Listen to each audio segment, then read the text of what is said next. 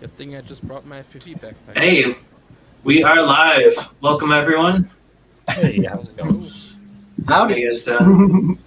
Got Aeon Face here, flame. Captain Yags, Bongo playing Monkey. I'm just going to call you Monkey for today. That's And Dihler is here with voice only, so he is the disembodied voice you'll hear. Woo. And welcome, everyone in the chat. Matthew Hinton, how you guys doing? Bullfrog FPV. What's up?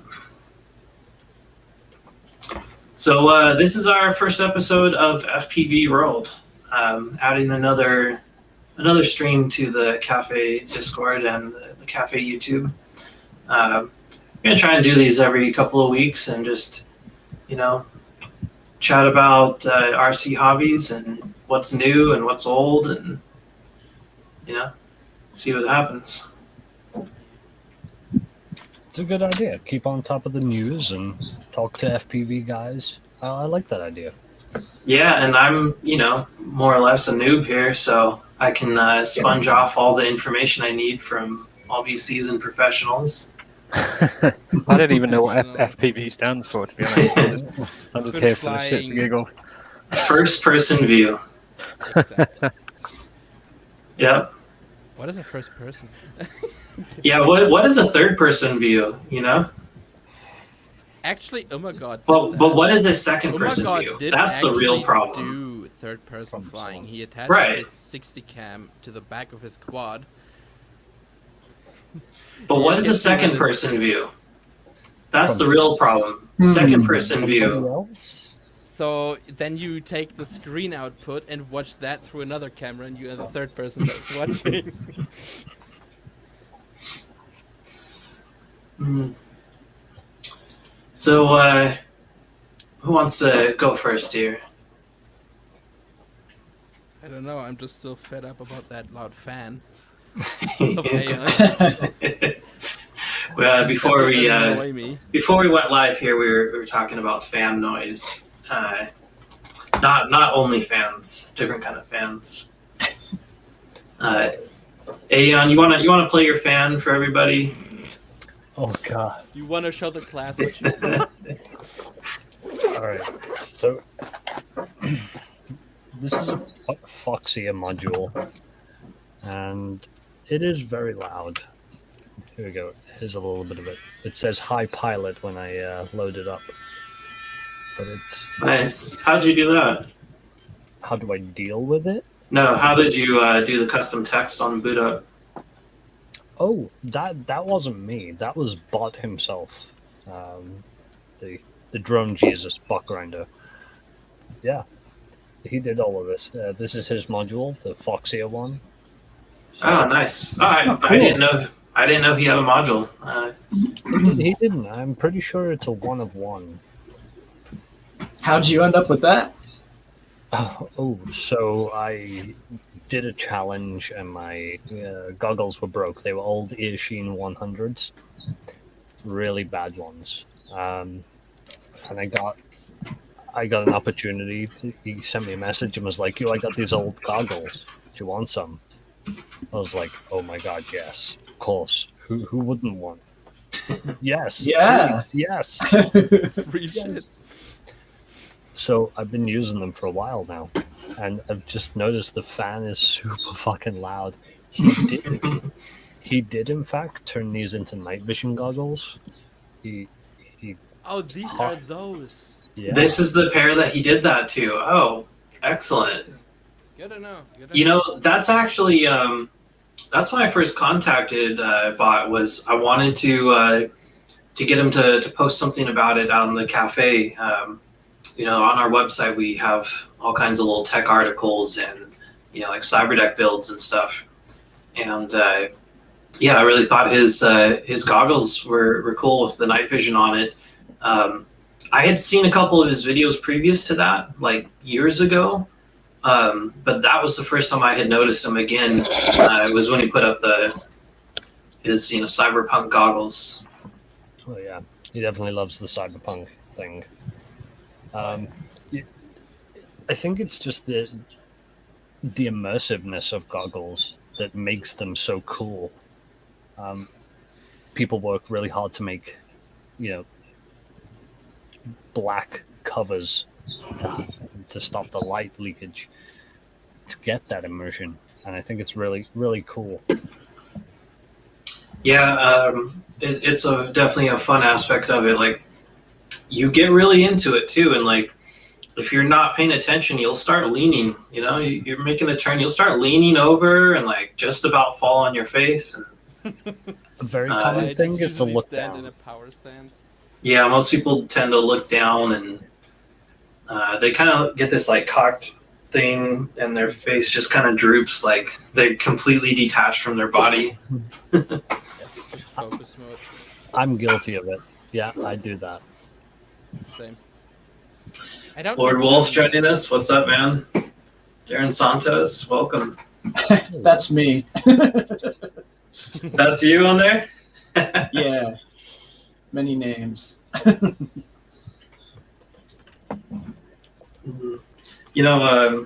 Since we're talking about the goggles, most of you guys have seen me working on these for the last month or so. These are not Orcas, and excuse the messy strap here, because I haven't had time to properly fix it yet. These are my custom goggles I've been building. So this uses the Glyph DLP retinal projector. It's kind of a pseudo retinal projector.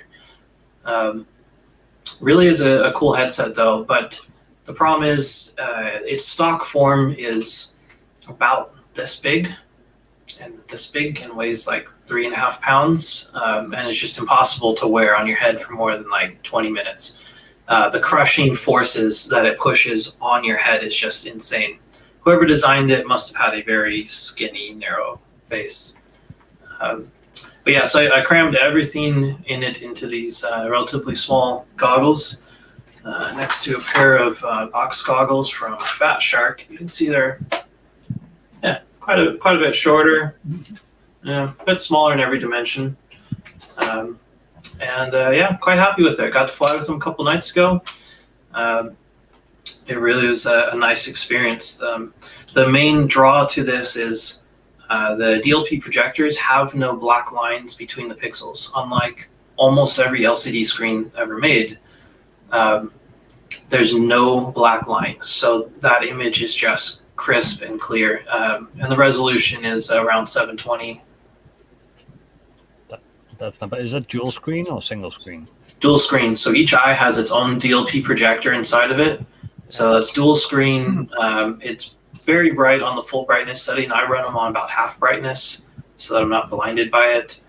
No black lines, no screen door effect. That really is the only reason to use this module over something else. The goggles are $100 on eBay. So you're getting high resolution HDMI input goggles with no screen door effect, which is similar to how like OLEDs work, and has a similar refresh rate and overall contrast to the OLEDs. Because when the DLP mirror is aimed away, that pixel is off. There is no light coming through. So black is black because there's no light being reflected to your eye. So just like OLEDs, when that pixel turns off, there's no backlight that is bleeding through. When the DLP mirror aims away, there is no light shining through. So you have incredibly high contrasts. The only drawback I would say is that there is the rainbow shimmer effect of a DLP. If you ever watched a DLP projector, you might remember that if you scan your face back and forth real fast, you'll see a little bit of a shimmer between the three colors, between the red, green, and blue. And you get a little bit of that on this, but it's very minimal because your eyes are really locked on in a set space, and it's not likely for you to actually move your eyes back and forth because you can see everything in view without moving your eyes. But if you look to the edge for a moment, you'll see a little bit of the shimmer. It's a minimal distraction. I'd say it's still worth it using these things.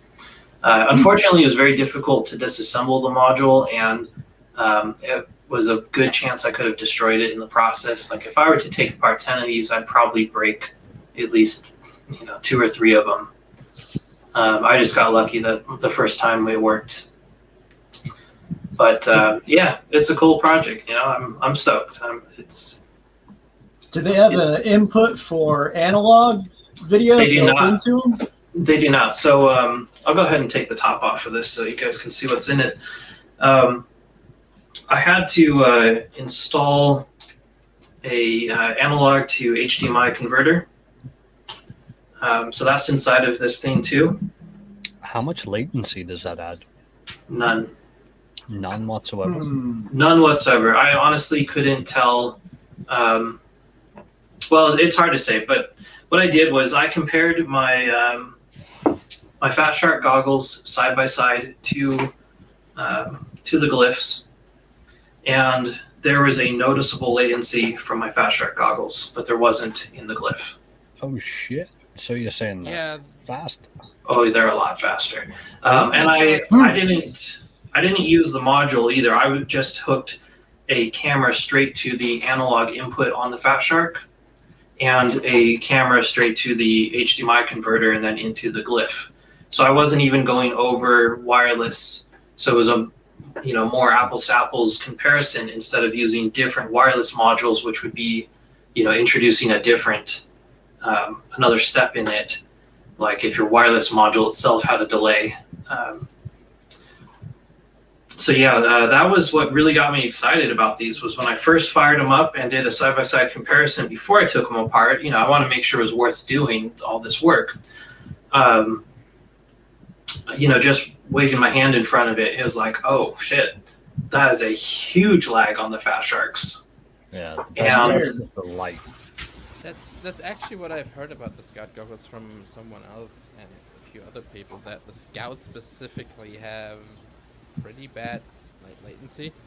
Well, it's no worse than like the 70 milliseconds sometimes even.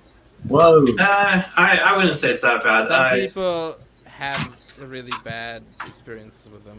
So I also had the Attitude version 6 Fat Shark goggles, which isn't exactly a cheap pair, and I didn't keep them just because it gave me a massive headache wearing them, just migraine inducing. The lag on those is, I'd say, exactly the same as the Scout. I didn't notice any difference between the two. All right, so what about refresh rate? 60. Straight up 60? Yep. Now, I believe analog is higher. The thing is that it's 60, but if you're running your FPV camera in NTSC, then it's transmitting at 29.45 hertz. So you're not really going to get anything more out of it because it's transmitting at 30 hertz, more or less, 30 FPS. Right, okay. And yeah, these things are 60, but it's also like, it's like a partial refresh because each mirror can be moved individually. So it doesn't have to change every pixel every time. So it's doing like a scanning refresh. It looks very different. One thing that's interesting is, like, if you point your camera up at a ceiling fan, I've got one up here, you see these kind of odd looking frames in between the other frames. So like a rolling shutter? It's, yeah, sort of.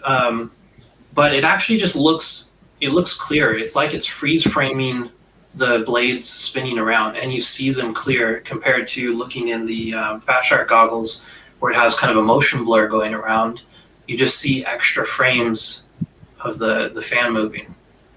It really is different. It's kind of hard to explain.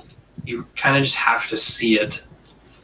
So here we go. We're open up. I don't know what you guys will actually be able to see from over there, but it's pretty simple. There's just a couple circuit boards stacked. Over here we've got the HDMI converter board. I used an HDMI cable that's a ribbon cable type, so they're super thin, low profile. It's kind of like one of these right here. So it's just paper thin. So I was able to fit that in there and then fold it over on itself to make it work. The only reason I added the fan is the HDMI converter gets just burning hot. The DLP modules themselves run cool, so there's no need for it there. It's just this converter.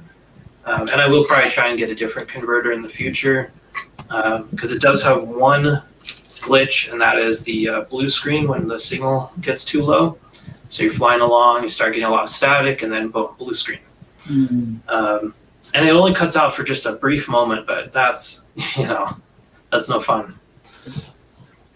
It's not good if you're cruising around and you're going near trees. Blue screen. Do I go? Which way was I oriented? Yeah. So it's not perfect, but overall I'm quite satisfied with this project. It didn't take too long once I got started on it, and I might make another pair of them, at least update the case a little bit. I did make this modular, so the front is separate, the top's separate, bottom and sides is a separate piece. And that's nice. It doesn't take too much soldering to, no soldering to disassemble the case. So I could put like a different front on it. It's got a bit of a curve. I did that just so that if I ever got hit in the face with something while wearing the goggles, it would glance off a bit instead of a flat surface where I just take the impact. Like if I ever run into myself with a quad or just some other random stupid thing hits me in the face, That's smart. Yeah, like a wing. Yeah. If you ever fly FPV wing and fly too close to you and the wingtip just... You know what? I've never flown an FPV wing, but I did used to fly wings before I did FPV, and I hit myself with them plenty. You're flying it in because you want to do a catch so that you don't break something on the landing, and you just screw up. The amount of times I've seen my father get hit by his glider when he was in the Alps flying that thing, where he just had no other choice but to try and catch it, and the wing would just nick his knees pretty badly. Oh. Those things have speed. Gliders can have significant speeds. I mean, the quads can too, but you're probably not coming in hot like that. With the glider, you could be, cruising in at 80. Or a bad gust just gets it close to you. No way of slowing down fast enough. Not fun. I think that's what I like about the FPV quads is the agility, the straight up punch out speed that they can achieve. Gliders, I get it. They're very nice to soar, but I'm all about that speed. Gotta go fast. I don't know. Well, and FPV wing. I like being able to stop too. That's what's missing from a glider. From a glider, you always have to have forward momentum or you fall. So there's never a point where you can just flip on level flight mode and take a break for a moment, itch something. You're always moving forward. You always have to, I guess you can turn on autopilot and have it, manage that for you. Yeah, you just go up high enough, nothing will be in your way. Yeah. I did get started on gliders and had one that was 7-foot wingspan on it. And those things were fun because you charge up one pack in the morning, and then you'd go fly for as long as you felt like, and then you would keep using that pack the next time you went, and the next time, and the next time, because all you're doing is moving servos around. You were launching the thing off a rubber band that was about 150 feet long, and then just catch the updrafts until you get some elevation, and now you're just cruising. It's lucky that we lived in the Alps because my dad just had to chuck it right over a cliff. It would just find its way. Nice. Like such a big glider that's like a 3-meter wingspan is it's the biggest he has, or 3.2 meters. It's quite large. Now, Bongo, do you have any interest in RC hobbies? Not so much, but I have a lot of friends who use kind of quads for filming. Yeah. I think that's probably an area that's kind of revolutionized certainly kind of low or no budget filmmaking, because the kind of shots you can get with a quad with a kind of decent camera on would have been out of the range of most people. Like it would have taken like a helicopter with a complex rig on, or a crane or something like that.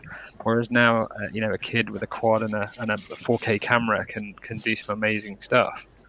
So that I think is like really impressive and incredible, and it's kind of probably transformed kind of low budget filmmaking. So, I mean, even big budget stuff, like they can save a lot of money on a full scale production on a big movie. I mean, I can't even imagine how much of a savings that is. Have any of you seen Johnny FPV's recent video where he chased the electric Porsche around? Oh yeah, that was pretty cool. That is the kind of stuff that is revolutionary, because none of this is fake. That is like, actually he did it. The one where he passed through the window, he did it. Yeah, exactly. You don't have to like CGI that shit, and you don't have to make it fake. No, I think as well, for me, like as someone who's a kind of outsider to this scene, the AI that's in this technology now, so you can identify an object that you want to track and then follow it through a landscape at a given distance. That's so impressive, from a kind of layman's point of view. It's incredible, really. Yeah, I mean, if you're running one of these rigs for a movie or something, you can pick your target, and you could have it lock on the gimbal and have it auto track like the car that you're following. You can do so much in an automated fashion. It's really unique. I mean, look at DJI's big drones, like the big ones that actually do that. They do. Also, I forget its name. The Inspire, right? The Inspire can lock on, as far as I know. Has some very interesting features. Even the cheap DJI Mini that has quickshot features that are really powerful. I've recently got one just for like B-roll and work stuff, and I've found that like all you need is the droney, the orbit, the rocket. They're the kind of functions you need with a great camera and a long battery life. Yeah, it's ideal. But if you want to get into the real side of FPV, where you can't get the shots, where you go inverted down a building, simulating somebody falling in a movie, you go down. There's no way a Mavic can do that. But I mean, it could if the software was set up for it, right? Yeah. I mean, it might not be able to pull out at the bottom, but you'll get your shot, right? I mean, if you want to destroy the drone in the process, sure. Yeah. Why not? So many safeguards. Has to be really hard to program, like insanely hard. Well, I mean, isn't that why people hire Mr. Steele? Is because they know he can get a crazy shot. Yeah, that's the point. That's people why Nurk, Steele, Vanover get hired. I'd love to do some of those shooting gigs. Same. Yeah, I noticed that where I live, there's quite a few companies that, do shots. It's mostly for real estate. Take a shot of a house or something, show the backyard or whatever. But still, even on a boring job like that, I think it would still be kind of fun. I prefer following stuff, honestly. Those boring jobs are what earns you money to do the fun stuff. Yeah, that is true. Yeah. It's expensive. So, on the subject of FPV and all this, let's talk about what would be a good beginner setup. Like, let's say we wanted to cut just 15 minutes out of this live stream that we could put up as a separate video. What would be what's our ideal starting point? Not what's the cheapest or the easiest necessarily, but what would just be the best place to start? Well, there is the Bardwell beginner kit, for example. I can really just recommend it. I'm flying it. I love it. All I'm gonna do soon is change out the motors, and you need different props than the one that he ships with it. But overall, it's a solid, ready-to-go kit that you just have to assemble for $250. Everything is in that kit that you. Is that a 5-inch build? Yes, it's a 5-inch quad. Is that the Xylo one? Yes, Okay. it's pretty good. Also, the frame is a tank. You can crash that thing a lot of times as a beginner before you gonna run into trouble. So now I had the iFlight Nazgul 5, and that thing flew great. Really a solid design, $200, and you've got a very fast 5-inch ready to go. Yep. Right. So it seems like that's kind of the price point there is around 200 to 300 max for a starter quad. Yeah, because I definitely, if anybody ever comes to anyone and asks if they should buy the Eachine Wizard, you say no. You do not buy the Wizard. It's cheap, yes, but it's bad. You don't buy it.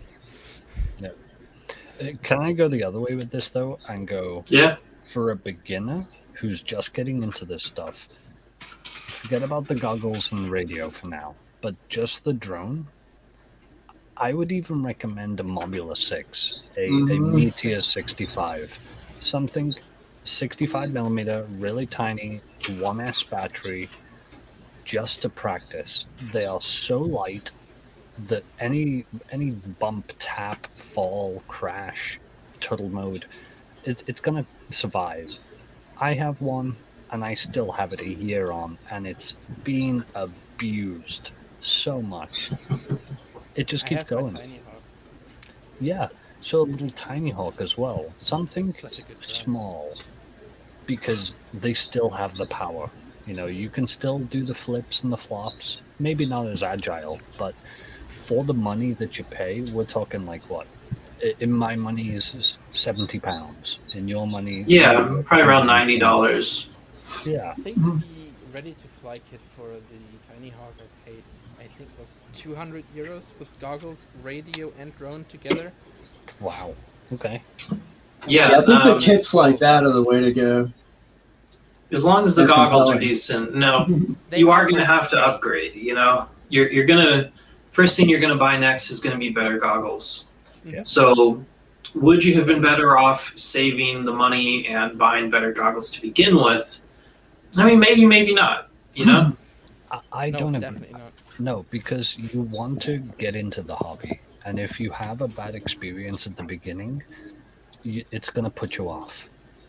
Right. So if you get the worst goggles there are, it's going to feel like, yeah, that's going to be what you expect from it. Yeah. If they look like this thing, don't get it. It's crap. Yeah, if it says Eachine, just don't get it. Well, hang on now. The 800D. Some Eachines are really good. Yeah, the 800D is a good, cheap goggle to go with. 100%. And Eachine radio? is hit or miss. Radios depend on how far you're going. Are you going miles and miles? No, you don't need a fucking Mambo with a Dragon telemetry link. You just need people like those Eachine 800s, but they're monsters. They're huge. Yeah, they're they're worse than just box goggles. They are twice as big as a good pair of box goggles. So you've got to be willing to have something hanging off your face that sits like 8 inches off your face. They do have good straps. The reason is they have good image quality for the price. They have good range for the price. They have good battery life for the price. And if you're just getting into the hobby at a cheap price point, you want to get good quality to get you in. You can still use those goggles until you can afford to buy Orcas or DJI. Let's see, those are a single screen in the back. Yes. They are, yes. Isn't this 800 by 480. Mm-hmm. Right, so you could so you could look at it with just the screen without wearing them. You can put it on a tripod in front of you. So that's It also wa- a good spectator screen. True. And now, what's the price point on that one? Though it's $110. At that price point, you could go with like what the Fat Shark Recon or Scout, or no, the Scout's the 220, but the Recon 3 is only $120. Yeah. Supposedly really good. But you get diversity with the Eachine one, and you don't with Right. the Fat Shark one. So it's hard to beat for just about anything better. You have to go like $200 or more more above that. So if you're trying No, out a new hobby and you want to say like I have a few $100 to spend, you don't want to blow it all on just the goggles. Yeah, is that are the Eachines? Is that what you have? No, I got involved way before they existed, but they look pretty nice, and it's cool to have diversity in them. Do you have your FPV helmet handy?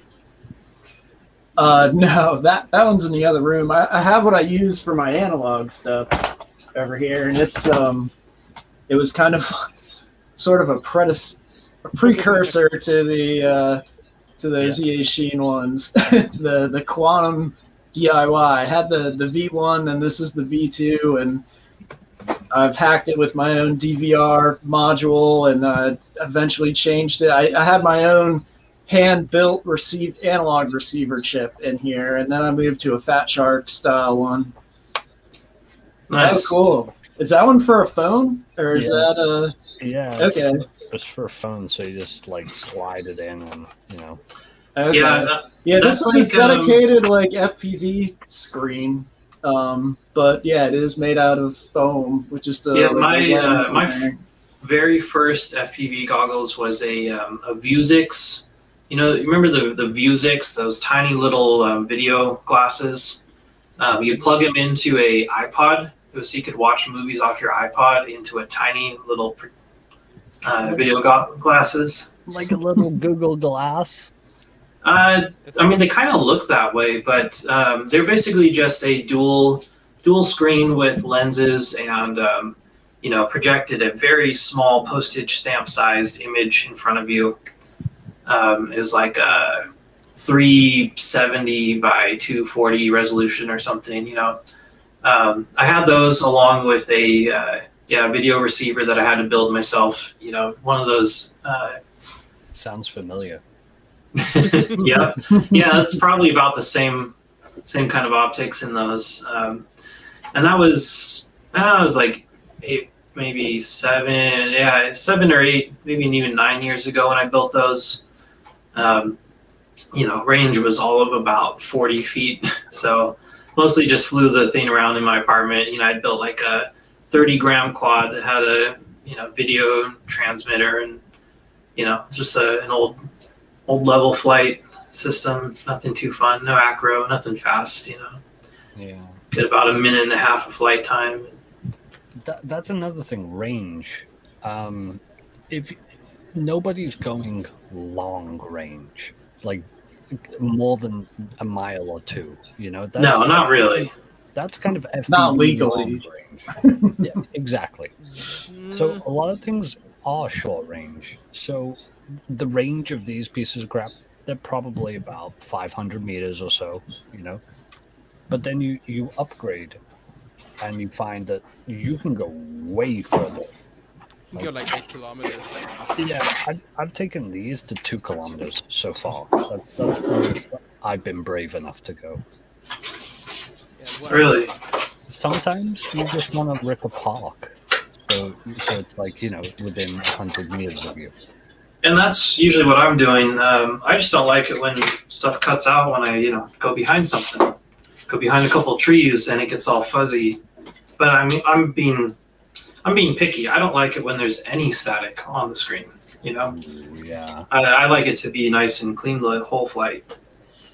So, yeah, it's gonna be interesting. If everything goes well, me and like 2 other people might go to Switzerland next summer.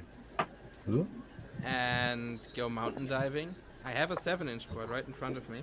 It has a GPS on it, has everything it needs. I wish it had a barometer. That's Doesn't. what I want next. 7-inch. But Beta Flight Return to Home works well enough to get it back in range. The thing is, we might go out, and I still need to get a good module for my goggles. I was out 2 kilometers with this quad already. Oh, damn. On my standard Attitude V5's module, the OLED module that just is switching diversity. Yeah, you know, Nothing's, no fancy antennas. Well, if you call the TBS antenna fancy, then whatever. I do like the mixing diversity. It has its own kind of weird artifacts to it, but you don't get that like instant drop where you just get massive static. I'll get Wildfire next month, probably.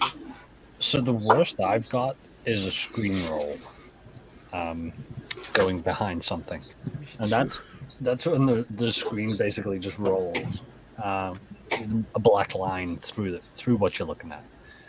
It's scary. It really is. You don't want that.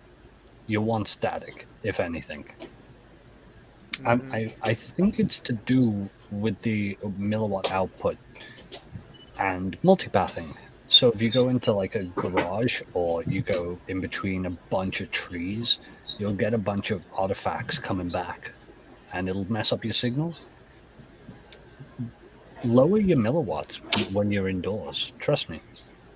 Oh yeah. It's a little tip. Well, I mean, we all run at 25 milliwatts. So I don't know what you're talking about. Of course, yeah. Definitely. I've never ever unlocked any Unify. No. I don't even use Unify. What is that? Motors are a little crunchy today. Yeah, I was just finding out on my little 2-inch quad that it can run at 25 or 250, and for a while I had tried the 250, and I realized I was actually getting a worse signal because it would lead to sags in the battery more from like the ESC noise and stuff. Oh, wow. And I put some caps on it, and that helped, but it was still there. But when I dropped to the 25, the less power demand made it less sensitive, and just having a more stable signal actually got me more range than the more powerful one. It might have been overheating too. On the 3-inch build that I just recently finished, I have a Zeus VTX in it, and I mean, that thing gets cooking. It can turn up to 400 milliwatt, but you know, I'd say it gets the best image at 25 milliwatt. I mean, it's just, I mean, obviously you're not going to get the range, but at the ranges that I fly it, I was getting a much cleaner image at 25 versus anything else that I tested it at.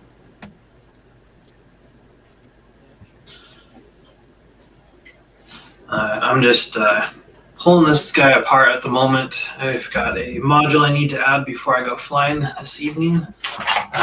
Normally I just record the DVR footage off my goggles. If anyone didn't know, every FPV goggle has a DVR built into it so that you can record your footage, and it makes it easier to retrieve the quad when you crash, so you can replay the footage and figure out where it went. But because you're recording what's being transmitted to you, you have all the static in it, plus you have the on-screen display like amperage and voltage and all that stuff. I've got one of these little DVR modules. It's just kind of like about the size of 2 50-cent pieces stacked on top of each other. And I'm going to install this in the quad so that I can record straight from the camera feed, and then from the DVR it'll transmit out to the transmitter and back to my goggles. This way I've got a cleaner, better image, you know. I don't have a GoPro or anything on this thing, so this will give me just a little bit better video footage that I can upload and share with people, you know, when I force them to watch my flights. Well, on account of finding quads, there's something that a lot of people apparently don't know, and that is that OpenTX radios can in fact log everything that the telemetry gives the radio. Yeah. A lot of people seem to not know that, and they fly out with the GPS on the quad and not log the GPS data. So Now, then what they do you- crash, and Just look if down. the image goes fuzzy right the moment when it crashes, but you didn't lose telemetry, you don't. So know you're where the quad saying, is because you don't know the position. So you could log the GPS coordinates so that you can then pull them out of Exactly. beta flight. No, Now- Out of your radio.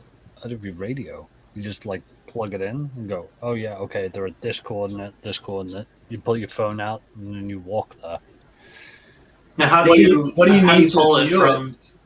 Yeah. See, most receivers send data back, like Tracer, Crossfire, Express LRS, even Free Sky RXSR sends data back.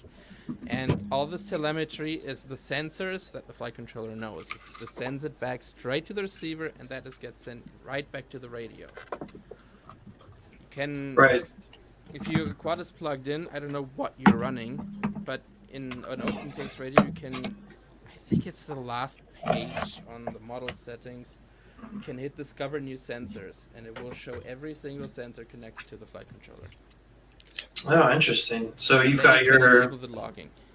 That is very useful data if you're doing any type of even slight long range, because if you're 2 kilometers out and crashing and your video went out, you have no idea what you're. Hey, you know, in Arizona, we have a lot of tall grass, a lot of tall weeds. You can be a couple 100 feet away and still not see the thing. I mean, I have spent way too much time searching for a quad that was like 20 feet away from me. Yeah, that's the reason why I added very bright LEDs to all my quads. So also may I mention, give a shout out to the beeper here. Yes. If I you have one a I need to beeper- install. Now, here's the thing. If you have been a cheap ass and haven't bought a beeper, what you can do is you can go in beta flight in the configuration tab, scroll down until you see RX set and RX lost. Hit save and reboot on that and go into your tabs. Not the tabs, the tab on the left for your receiver, the modes, and set your beeper to one of your switches. So when you go and looking for your quad and you got your control around your neck, you just flip that beeper and your motors beep, just like when you arm a quad, and you can find it. It's Yeah, pretty I wild. used that on my 3-inch the other day, and it it wasn't as loud as I would have liked, but it managed. It was good enough to get me to where I could find it. At least figure out which tree it was behind. I use it all the time.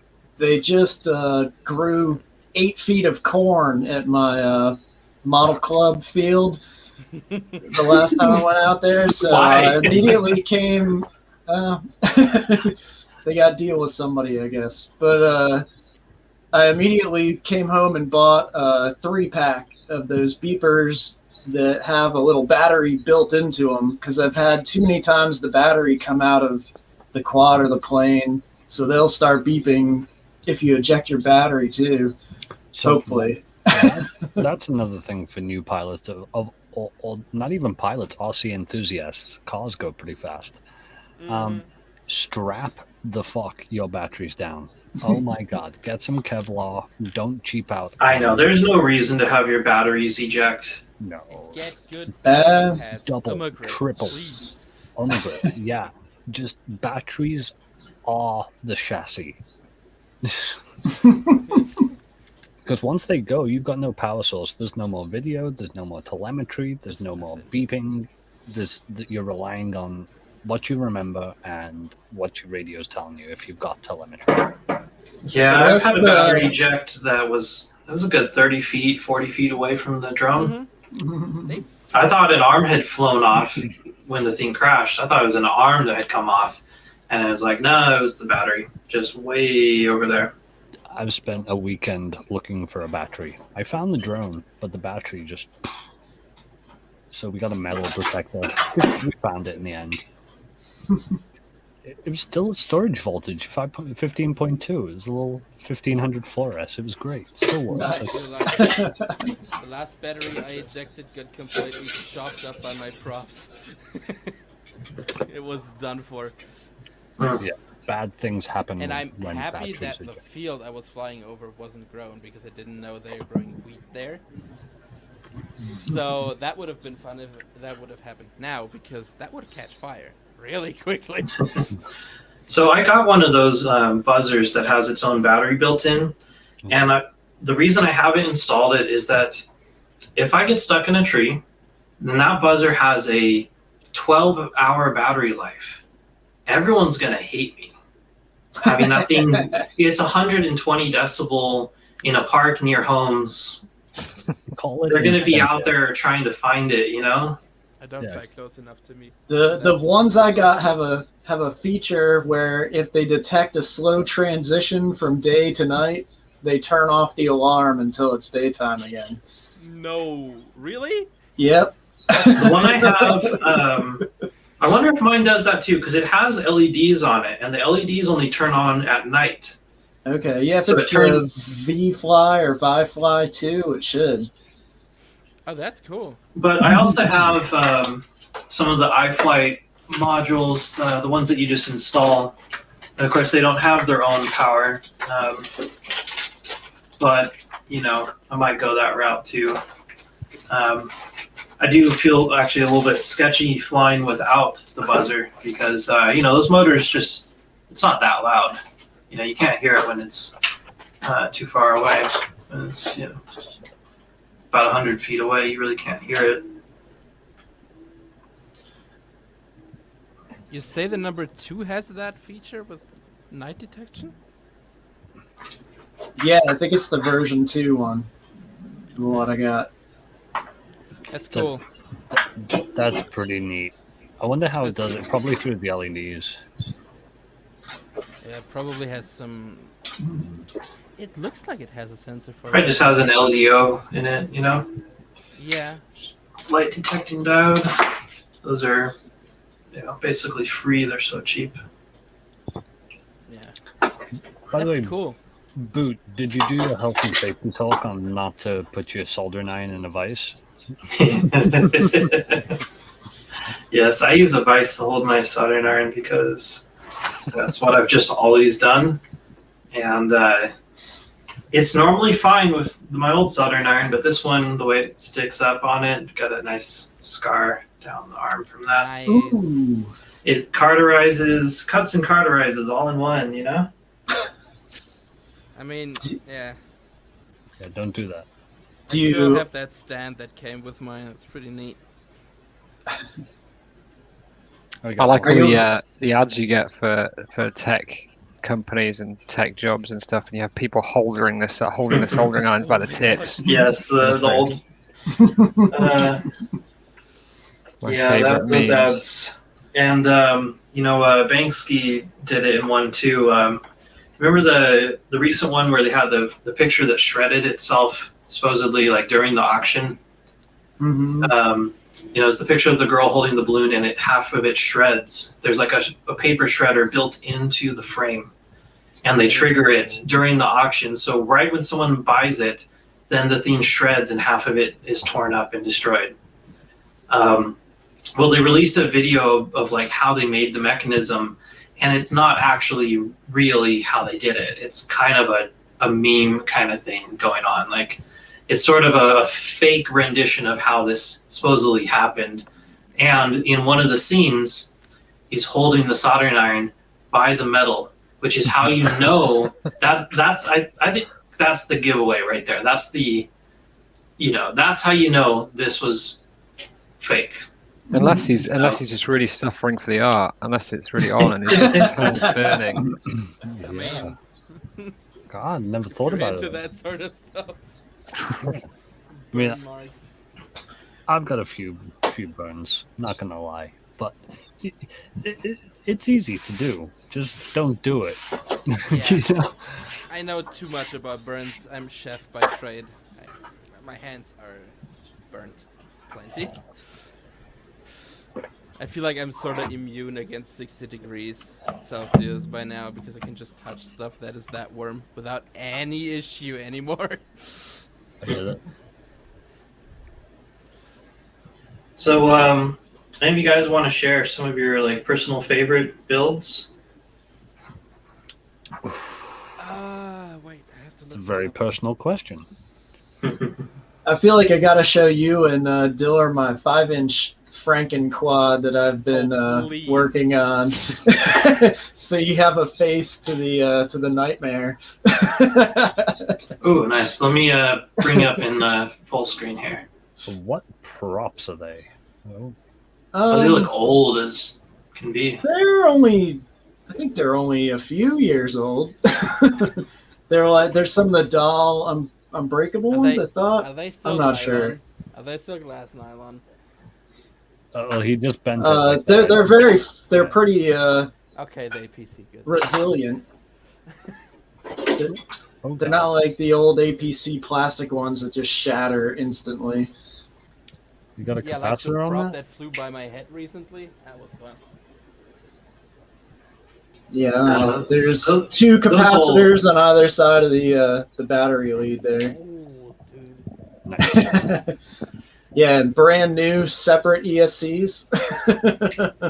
Separate. Did you work out the problem with them with the death rolls? I had a friend come from out of town this week, so I haven't been able to get back to the flying field. He was supposed to go fly with me, but his 9-year-old kid objected, so we didn't. So I've hovered it in the backyard and it's been okay, but I haven't had a proper test yet. The punch out is the real test. Still, definitely, it looked from the black box like a classic desync. Yeah, I agree. Classic thing you could get. Yeah, so hopefully with those tweaks you helped me with, it took care of it. I hope. How about that wing you got sitting behind you? Yeah. Yeah, it's the Eclipse on Blackwing. I'm building the white wing currently. Oh, I'm jealous. I do want to do that one. Full FPV. I also have a Maytag F765 sitting right here. Damn. That is such a sick wing. Is that all carbon fiber? No, it's all 3D printed. So this one is PETG, Oh, that's awesome. and it's actually set up with OpenHD. Wait, it's So- PTG. Open How'd you glue the segments? Nothing sticks to that. Super glue works good. CA Really? Yeah. Yeah. Huh. Yeah, I got a Maytag 405 and then a Raspberry Pi Zero in here, and then this is like a dual band Wi-Fi USB module, but it's being repurposed as a VTX for the HD video. Now, you've got the Pi Zero in there because you're running the Open HD platform, right? Right. Care to share some about that? Yeah, it's I guess it's probably the only DIY HD video project that's out now, and Yeah, as far as I know, it is. so the Raspberry Pi has some ability to encode video, so and it's cheap enough, so that's generally what you use. And then there's they take over the Wi-Fi card in a funny way, where they change how it sends and transmits data. So instead of being like a regular network signal where you send data and then wait for recognition and resend any errors or anything, this just No LBT. Cool. yeah, just open broadcast to anybody who wants to tune into it. So it enables spectators like regular FPV, and it also, I think, minimizes some of the errors you would get from waiting for that handshake process. Right. And what's the lag on it like? I know it's a bit long, which is why we don't use it for quadcopters. Right. Yeah, it's about 100 milliseconds. So, which is, I have some DJI drones I use for work, and it seems about on par with that. So if you're just cruising around slow, you don't notice it too much, but definitely if you try to do anything fast, like you make the movement and then the thing moves, like you can totally. Yeah, I have a Cruisers. micro USB analog receiver, and this is about 100 milliseconds. You can fly with it. You can cruise around the park, do a flip, do a flop, and you can cruise. But goddamn, if you try and go behind a wall or behind a group of trees or do some quick maneuvers, no, it's not happening. Do a rewind with Yeah. 1 millisecond. Right? Like, yeah, it's so bad. But Yeah, they're late supposedly. They're supposedly. They just did a Patreon, so they're working on some custom hardware for the OpenHD project. So who knows when that'll come out? But they say it'll be at DIY cheap prices, and Like should be closer to what you'd expect from like DJI or Sharkbite or something. That is amazing. I've been looking for a competitor for DJI for a long time. And I mean, for a wing, the latency's fine, right? Unless you do acro, Yeah. Yeah, cruising wing, definitely. You do not want to do the thing that Nerk and the other wing guy did recently with the mini jack, where they flew a rampage. Oh, like flying? Did he fly through He the flew tube? up the tower and everything. And just all around the thing. If you haven't seen that video, it's crazy. Shelby Vol was his name. There you go. Oh, okay. Yes. Hey, stuff any- like that, you want less latency. Yeah. Do you have any news with your 3D printed planes? You were doing some homemade ones, weren't you? I just got the printer back up and running, and I'm now printing 2 new GoPro mounts for my drones. And after that, it's going on again. We changed up the motor mount, so hopefully it can now take, the vibrations a little bit. Yeah, I saw the picture of that one that just ripped apart. Yeah, it was pretty brutal. The vibration.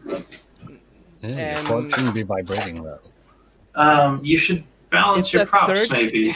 It is a balanced APC prop, 13-inch though. You know how if the motor gets slightly kinked during that from resonance in the PLA, it will just swing itself up. There's nothing you can do. And that 13-inch prop flew like 2 inches up, away from my face, back at me. It wasn't fun. It could have probably died from that very easily. Let me get this straight.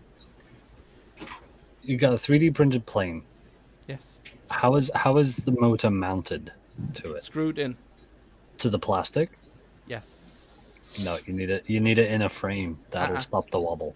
You would be surprised if you look at Eclipse and Wings, if you look at other things. I can show you a video later from me where I did a test of a 1.6 kilo load pushing against just plastic. It's screwed into the plastic and it holds up. I mean, no issue. Until you hit anything, it's gonna rip apart. Stress it out, yeah. Well, if you fly a foam wing and hit anything, it's gonna strip apart as well. So, yeah. you don't want to hit anything with a plane, period. It seemed like you were choosing some big props and motors. That's a big... Is that just because you can, or are you trying to do like a double size build or something? The trainer is gonna weigh like 1.6 kilos, and we need to have force behind it appropriate to that. And my dad is like the kind of guy that kind of wants to bash around a bit. So he took the old motor and the old prop from his Acromaster, which produces around 2 kilos of thrust, or 2.3, and said, we make it for that. It works. It should work, no problem. I've seen a 3D printed plane, 12S, that weighs like 5 kilograms, that can do 3D flying moves with a 3D printed motor mount. It is possible, like very possible. You Well, don't need doesn't any mean strip. it's. I mean, couldn't you just add a couple carbon fiber spars in there and? Where do you know. mount them? In the plastic? You have Right, the same and- issue. So basically, what we're gonna do, we added some more struts on the inside, and we adding a aluminum plate in the front, where the screws go into the aluminum to distribute the load around the plastic a bit more. Yeah. Good. That should cool. take care of it. I'm Looking pretty forward to sure. seeing it when it's done. You gotta post up some flight vids. I will do, Alright. 100%.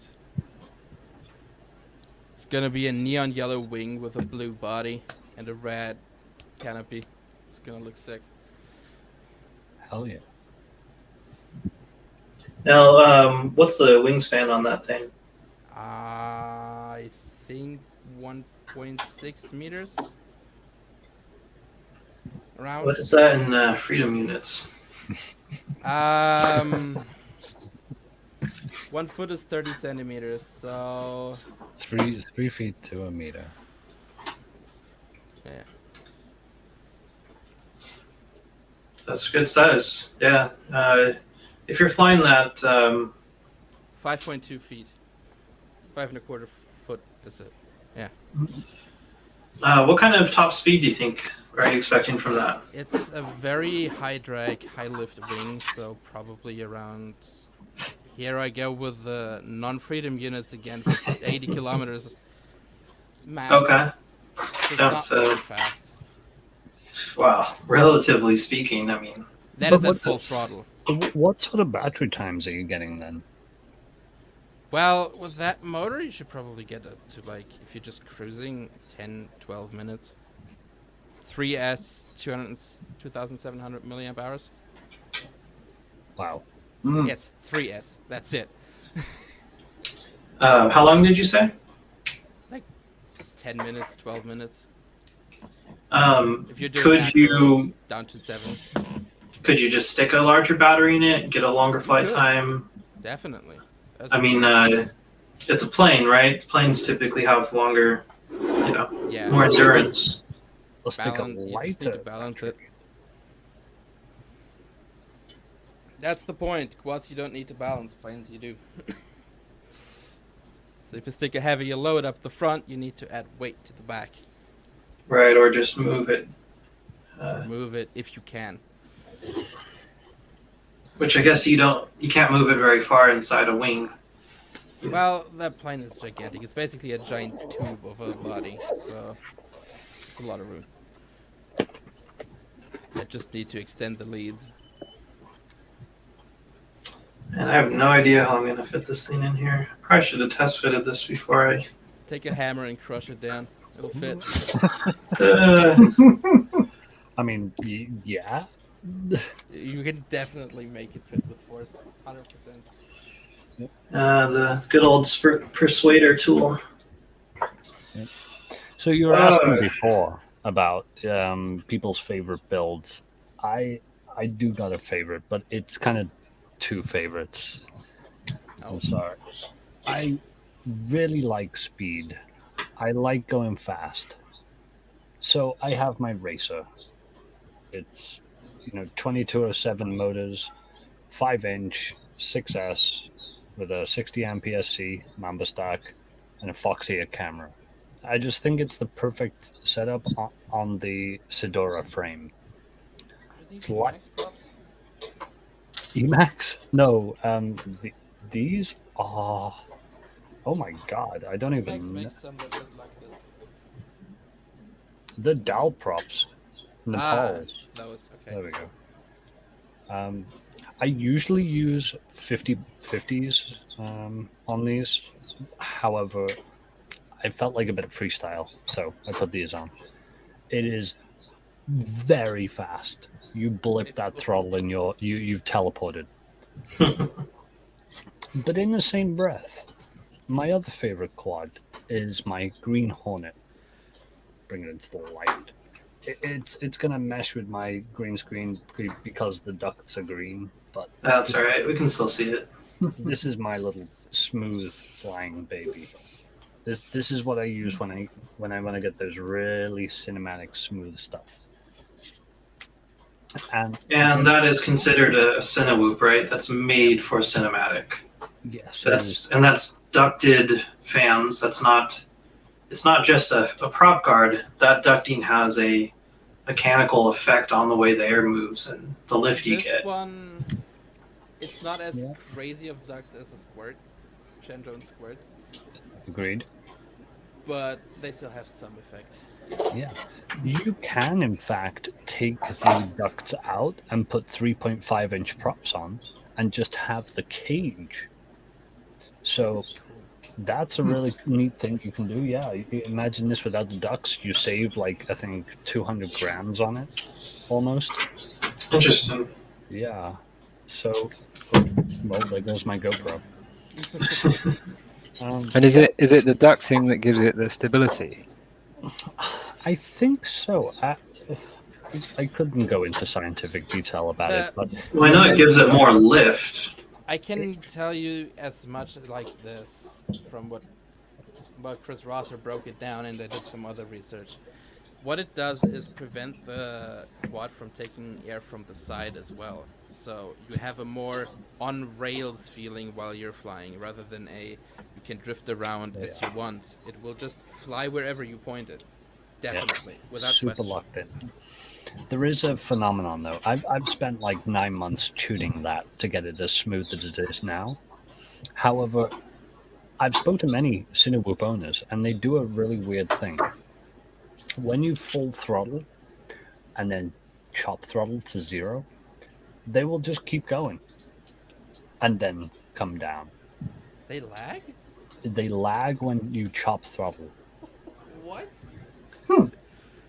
It's only when you hit over like your break point at TPA, but it does do it. You So just maybe keep it's going. just because the air is sucking through the ducting, so it already has velocity. So unless you're using the active braking to stop the motor with power, It does.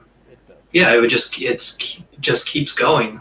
I believe it could be something a to PID do with the thing. vacuum. Yeah, it's definitely a PID thing, but it could be. Yeah. influenced Do you guys use the electric braking? I've enabled it on my build, so when you hit 0, it'll actually stop the props, right? I mean, in theory. That's not a good idea. No, don't do It's that. not a good idea at all. Well, I think the I mean- braking's I mean, okay, there's but you air usually mode. run air mode. Yeah. Right, it's air mode, so it keeps it spinning at a minimal to keep stable. But Oh yeah, that. the idea is when you drop throttle, then it electronically brakes versus letting the props just spin down. Well, You're supposed to have shot snappier on- movements, right? That's what your D term is. Yes, It's that's what braking. the term is.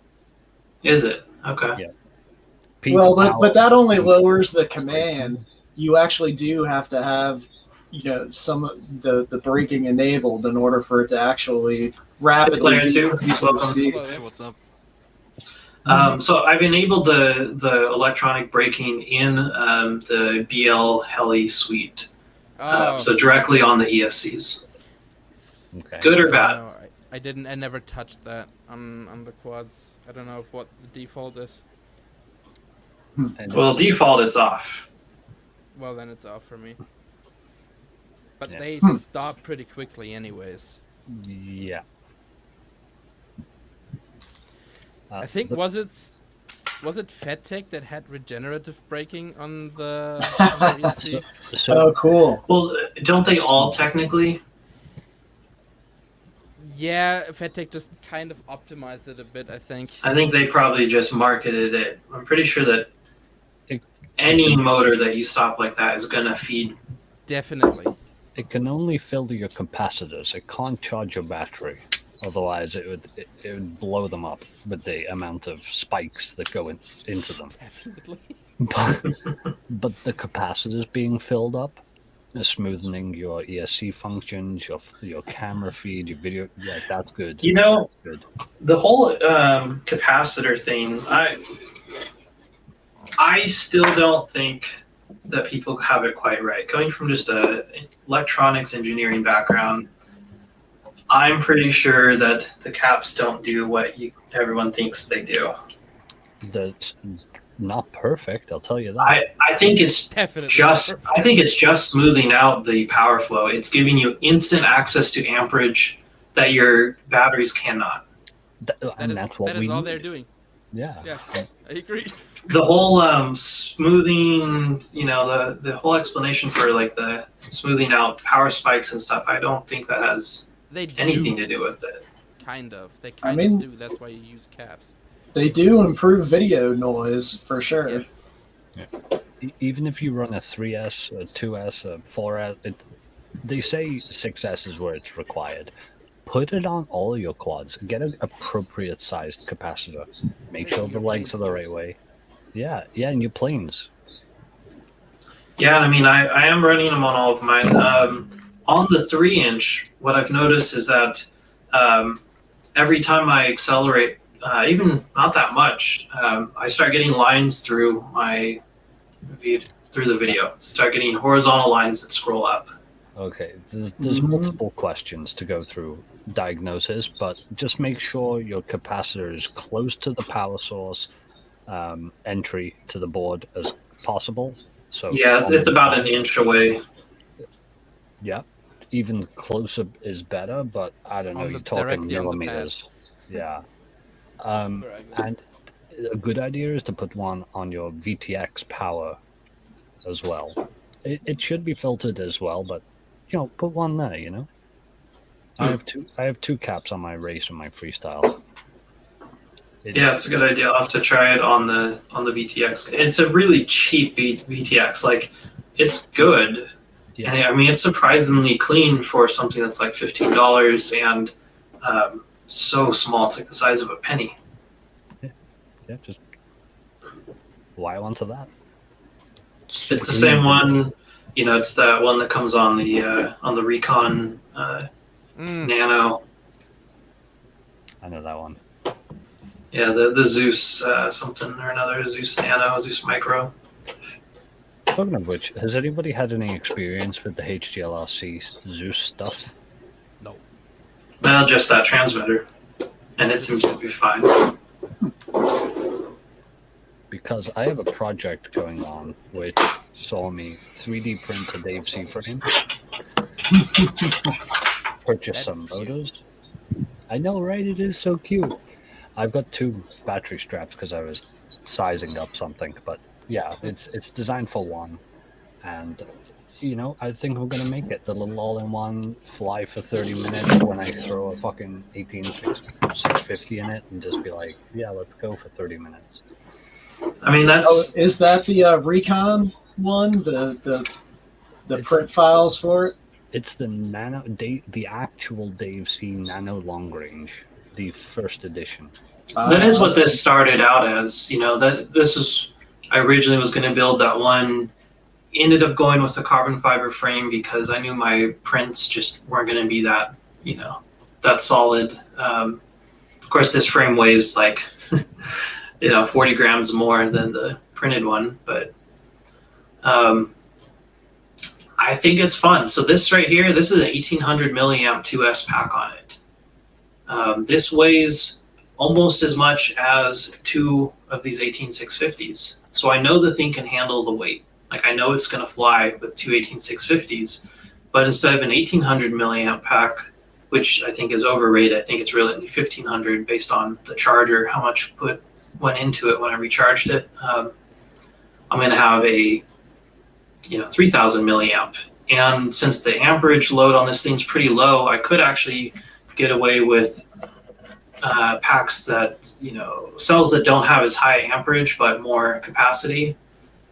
You definitely want the amperage. The spikes that you'll pull, you'll need it. Well, I mean, they can all handle, they can handle pretty high bursts amperage. But I've got the VTC 6s, and those are 3000 milliamp. So 1800 milliamp, I got about an 8.5 minute flight on an 1800 milliamp. And, I was just cruising around, but I also did like 5 punch outs on that. So and that draws a lot more power. Do you use but- biblades or tri-blades? Tri-blades. So I could get a lot longer flight time on the biblades, assuming it has the lift for it, though. Need a bit steeper pitch, but it usually works. I flew some biplanes on my 7-inch recently. You just need like a little bit more. But if you're flying with a more aggressive pitch, are you actually getting any more efficiency at that point? Yes, because I fly a 7 by 3.5 by 3 prop on my 7-inch, usually a 3-blade with a 3.5-inch, and the biblades are 4.5-inch. It's not that much for giving up a blade. hmm I mean, I've heard different explanations for it. Like, I saw Amtrak on cruise of like around 16 to 19 amps on a 7-inch drone. Just let that sink in. That's 16 to 19 amps on a 7-inch drone cruising. cruising. That's Like 50 to 60 kilometers per hour. okay. So not just cruising, but hauling ass. It's not really hauling ass. No. Hauling ass with the 7-inch is 120. I think you mean 100 because that's the limit that any quad is allowed to fly. Depends where you live. The real test Right. is 400 feet and back. Yep. That's the real test. You're fighting gravity and air resistance.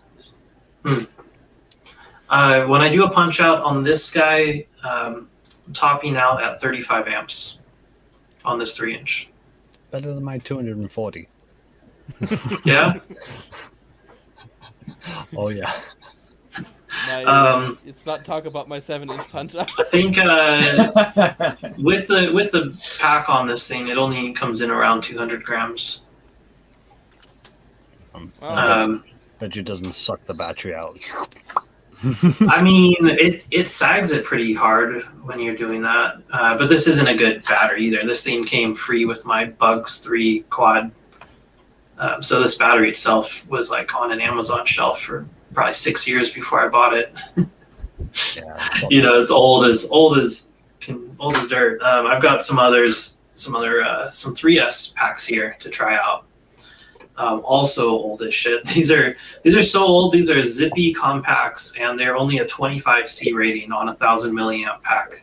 But the thing is, now you have more batteries, so it doesn't matter how long they last. Just come land when they feel shit. Well, what I'm working towards with this is what you'd call long range, as far as like that Recon, Nano is long range. Because I didn't get the Nano. I had ordered it, canceled my order once I found out that they were just like, they don't fly.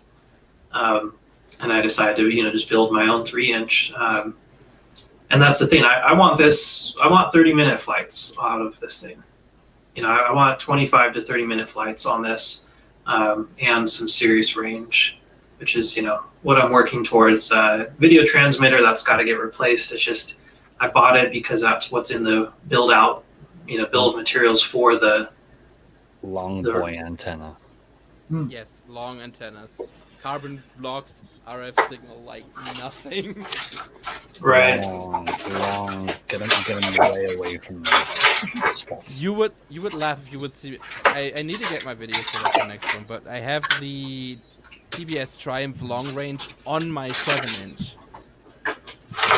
So Which long antenna like one of these. Yes, exactly.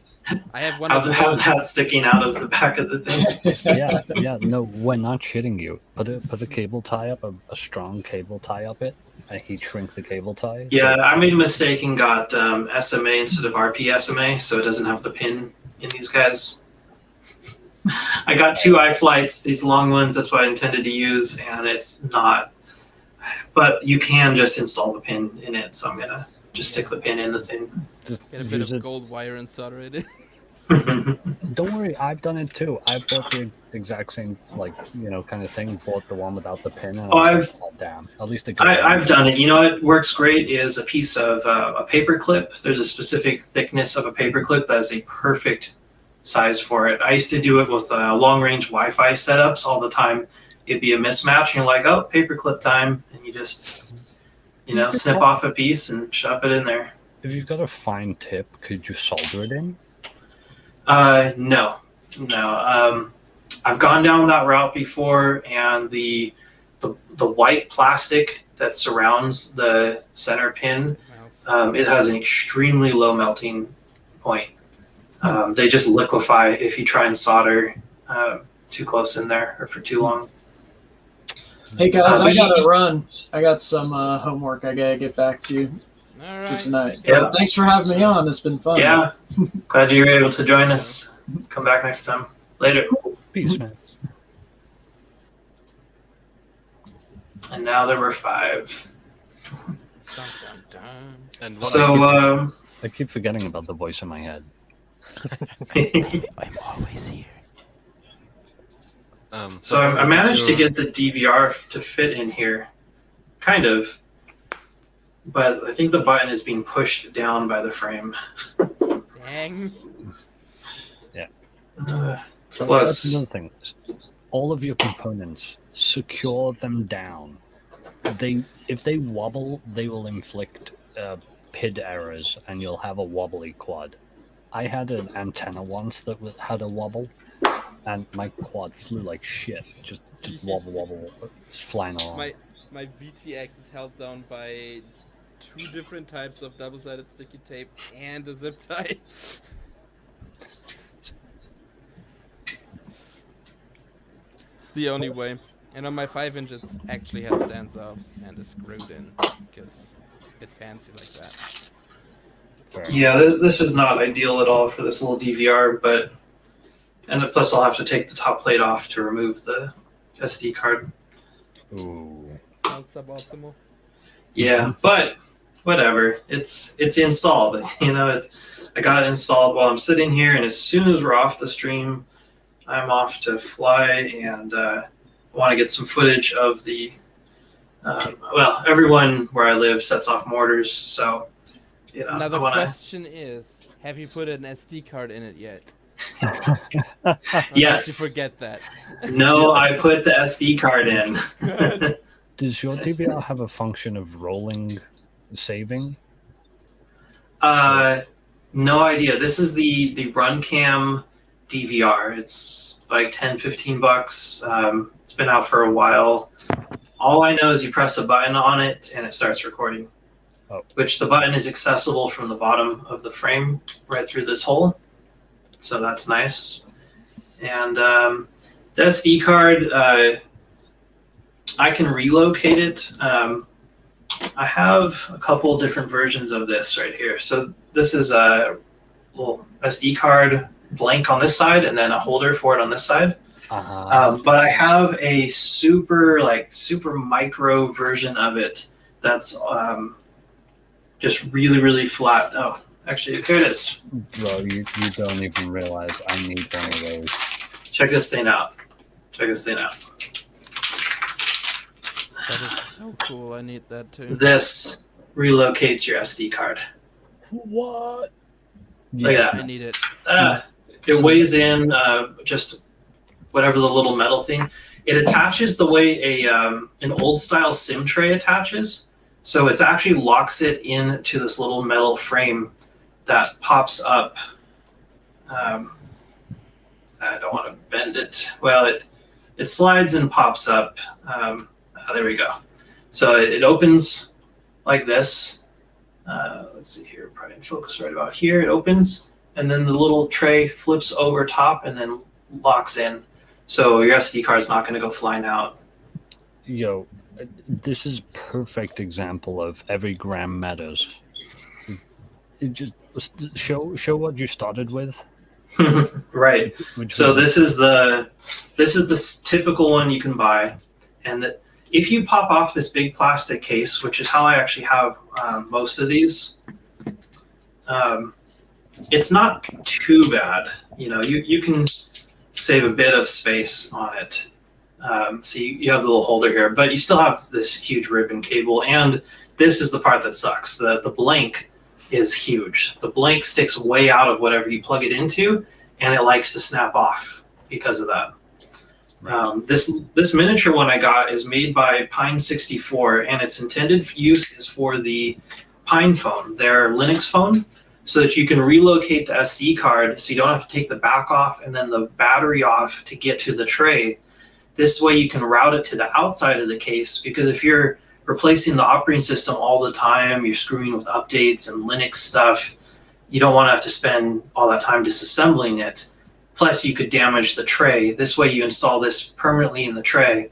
And then if you break it, you're only breaking an external tray. Right. So I bought 2 of these from Pine 64 when I ordered the soldering iron here. And they're only like $3. I would have ordered more if they had more in stock at the time. Pretty cool little thing. So Pine 64, you can order it from them. They're $3. I'll drop a link for it. Their shipping's pretty quick and not too expensive or anything. Is the cable flexible enough but durable enough to like bend over 90 degrees? Well, it already has a 90-degree in it. The other way. Yes. So the way these ribbon cables work is, if you want to kink it, like fully cinch it down and pinch it flat, you can do that once. Never unkink it. Once it is bent over like that, never unbend it or you will break the copper traces. Good to Got know. you. So usually what I do is I bend them over and I put a drop of super glue and hold that bend in place. And then you can route these ribbon cables, you can route these things in all kinds of different directions. You just want those to be permanent. If you ever have to remove it to reassemble, just throw that one away and put a new one in, because it's not going to work anymore, or at least not reliably. But yeah, you absolutely can. All ribbon cables like this, you can bend over once to any angle, any degree you want. Good to know. Mm-hmm. So yeah, I will probably install one of these in here so I can route the SD card somewhere else. But for now, I hope this thing works. Oh, before you go, check you have strain relief on your XT60. Yes. Yes. This guy? Yes, it is zip tied, double zip tied to my post. Good. I'll tell you why, because mine wasn't. Oh, It's a bit short now, huh? yeah, I have mine double zip tied to the post. Good. And then the capacitor is wedged in next to that, and then my transmitter kind of wedges in next to that. It's all held in place pretty good. Everything's wedged in. Yeah. This 5-inch, it's flying great. I'm enjoying it. Not really having any problems with it now that I've got a couple things tuned up on it. Most modern 5-inch will just fly great at it. Yeah, the only problem I have with it right now is I bent the shit out of the motor housing on my right rear motor, and I haven't replaced it yet because I figure I'm just gonna break it more, which I kind of have been. I always somehow when I go to crash, I always seem to hit the right rear motor, which I was telling you that the other day, Aeon, and I did add level flight switch back to the controller, so if I'm about to crash, I will hit the level flight and see if it can try and recover itself a bit. Yeah, if you have momentum, you will continue going that way, but it just makes you land like this rather than upside down. Right. Upside down. Yeah, that would probably be an improvement. Top plates are thinner than bottom plates. Your battery's on top as well, unless your bottom's long. Then No, it's on the top. It's not a full racer like switchback. But No, it's not. scary. I didn't even want this thing to be like stupid fast or anything. I put relatively underpowered motors on this thing. But, Full punch out is 90 amp draw max. It varies a little bit depending on the different props I've tried out, but still right around 90 amps is the absolute max it can pull. These are the iFlight Zing 2 2604 1650 kV. 2604. Interesting. 2604. That's kind of beef. Ooh. Actually, those are the small ones. They're intended to be used on like a 7-inch, but they're great on the 5-inch. The amperage draw is very low. I mean, Yep. I have on my 7-inch, I have T-Motor F90s on there. They come also in 1700 kV, so imagine a 2308 motor on a 5-inch. That would probably give you... Well, this is a 2604, so it's kind of the same. Same exact weight as like the 2306s or 2207s. Same weight, it's just shorter, wider, and has a much lower amperage draw. Obviously, it's not as quick when you really step on it, but I mean, That's why I do like, and kV wise. So I run 6S on 2450 kV. It's a you're lot. not burning up your motor on that. It's a lot. No, you gotta go easy. You gotta go easy. It will blip in a heartbeat. When I say you teleport, you go. It's to the point of scary. What is your? You were saying what? You're pulling like 240 amp on the max. It will do the 60 ampere C will max out. Yeah. I can run it on 6S or 4S, and it does the same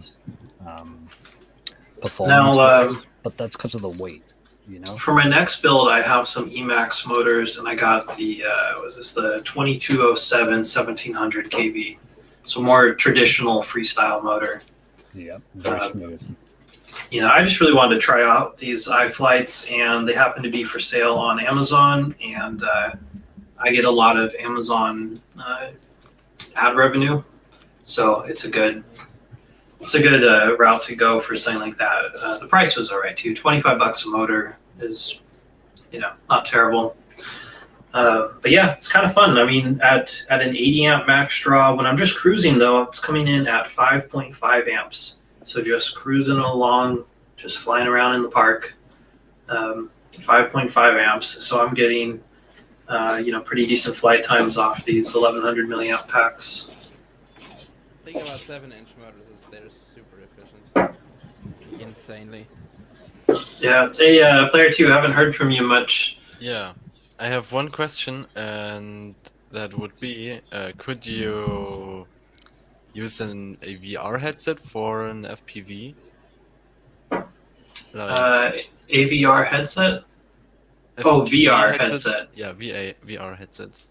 Like, no. FPV headsets are quite expensive. Hang on. If you have an VR Well, headset, okay, yes, you can. If you have Maybe- one of the quads that does video out over Wi-Fi, like any of the ones that run an app, that run like an Android app. Mhm. I've got a couple of them, and some of them, the video output can be picked up on by a bunch of different apps. Like it's not locked down to one particular app. It's like a very generic format that it runs over. So that you're gonna have a lot of lag, but yeah, you have the Quest 2, and those can sideload some random Android apps. So yeah, definitely. you could potentially just run any of the. Do they take in HDMI? No, If the Quest 2 takes HDMI over USB-C, I don't think so. no. Well, it can take in video over USB-C, but that has to be linked into a graphics card. So, Yeah. Player 2, how does the VR goggles receive their video in the first place when you're playing on a computer? Either via USB-C cable that's plugged into the PC, but you have to activate Oculus Link in the most cases, or over Wi-Fi. Well, it's self-contained. The Quest 2, the goggles is the entire unit. It has the whole computer system built into it. Ah. I was So going maybe to say, yeah, you could potentially run an Android app that receives That might a camera picture over Wi-Fi, but then you need a drone that would have the ability to send a picture over Wi-Fi. Well, like for one of my cheaper level flight style drones, there's a camera module you can buy that plugs into the bottom of it, and it does video out over Wi-Fi. All you do is give it 5 volts in, and then it just transmits over 5.8 gigahertz Wi-Fi, and it's super easy to set up. That's like $15-25 for that module, and then that will be received by any of the FPV apps, because it's just going to go in over Wi-Fi to like your phone or tablet or whatever. The lag on it is insane, but you know, you're not really trying to fly at FPV. That's really just to get some flight footage. Okay, yeah, it makes sense. But maybe there's something like that that's more powerful and with less latency. No, because of the way the link works. Yeah. You could, if you could get HDMI in or DVR, micro USB or USB-C in any other way, what you could do is have an analog quad, have an analog receiver, and just display. That's it. That's another option. If the Quest 2 takes the signal. If it did. That would be a neat little experiment. Again, these little units that you would need, something like that, would be what? Well, I mean, it $30? is right. It is an Android device, so in theory, you could just plug in one of those USB analog receivers and just run it as a USB, accessory.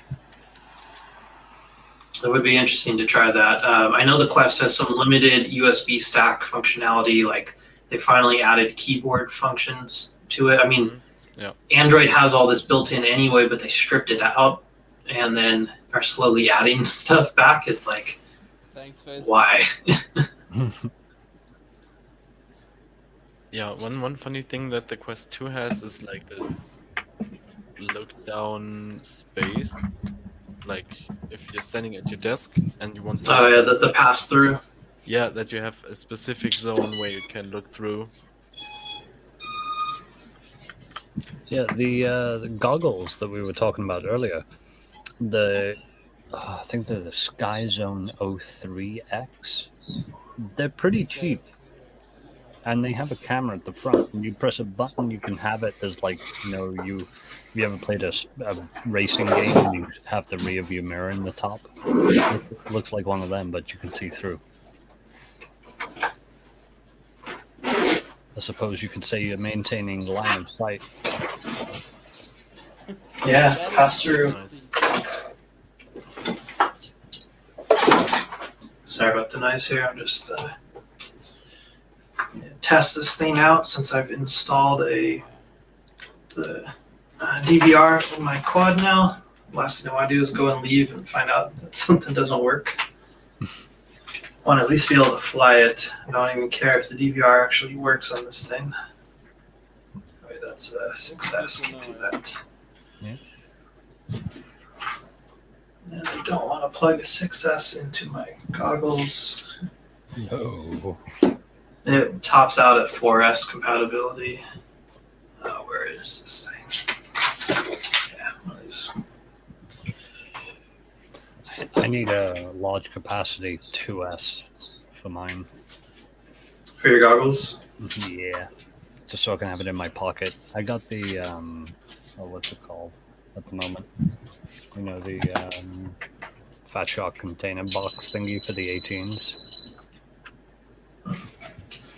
But I'd like something in my pocket. I don't know if it is unhappy because I don't have antennas plugged in or if there's something else, but it does not look right.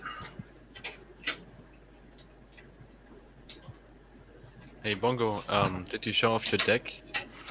No, I was keeping I was keeping the off-topic stuff till right at the end, the last dregs of the stream. No, show us. It's right here. I kind of forgot this wasn't technical difficulties, you see, so I put it right next to the. Here's where I've got to at the moment.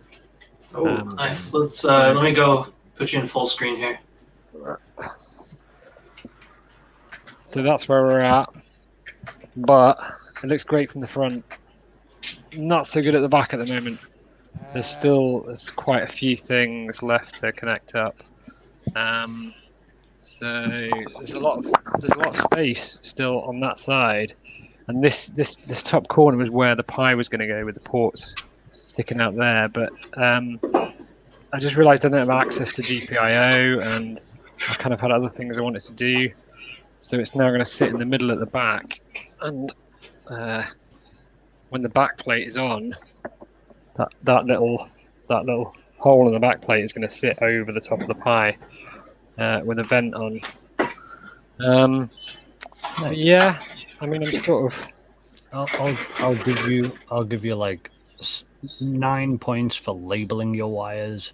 But, Yes. But three points for wire management. Now that I'm halfway through this. your gauge on the front is going to be functional though, right? The old VU meter that's on there. Yeah. So I just need to calibrate it properly because obviously you can't send any juice at all, can you? Because they're dealing with tiny currents. So I just need to figure out what is going to give it max deflection basically, and I haven't done that yet.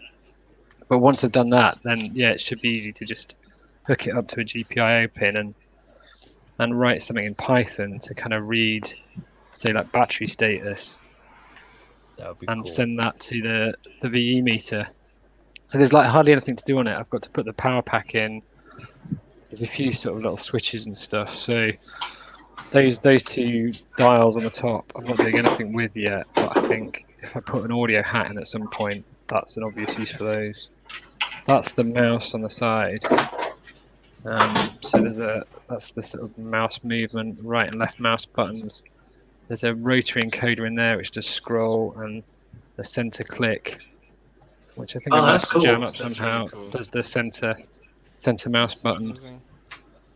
I think so. Yeah. New category for this type of building is retro engineering. Okay. It's not quite over engineering. It's not quite simplification. It's retro engineering. I like it. I'm not sure I'd do it again, to be honest, because I think it's far easier to do a design for a Cyberdeck from the outset using a 3D printed enclosure rather than trying to cram. So like that's what I'm doing with this thing, right? So this is just a standard Pelican case, 1400 I think or something, in this configuration. So it's just going to have a screen up top, keyboard down here, and then everything else just kind of hidden underneath. And there'll be a few antennas that come out at the top up here, so I get maximum height on it when the lid is open.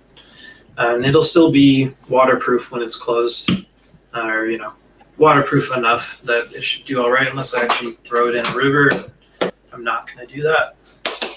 That would be interesting as a mobile tuning station for quads. That's what this thing is. This is, that's what this is. This is going to be an entire x86 computer. This is not going to be a Raspberry Pi system. Yeah, so I've got this little guy right here that didn't really know what I was going to put it in, but this is a quad-core 8 gig system. It's got kind of everything. Android, no. This will run Windows 10. It'll run Linux. You need Windows for some of the quad apps. There isn't Linux options for a lot of this stuff. You can use dual boot. I like this. Yeah, exactly. I do like this VDB app as well, but there's still some limitations there. Oh yeah.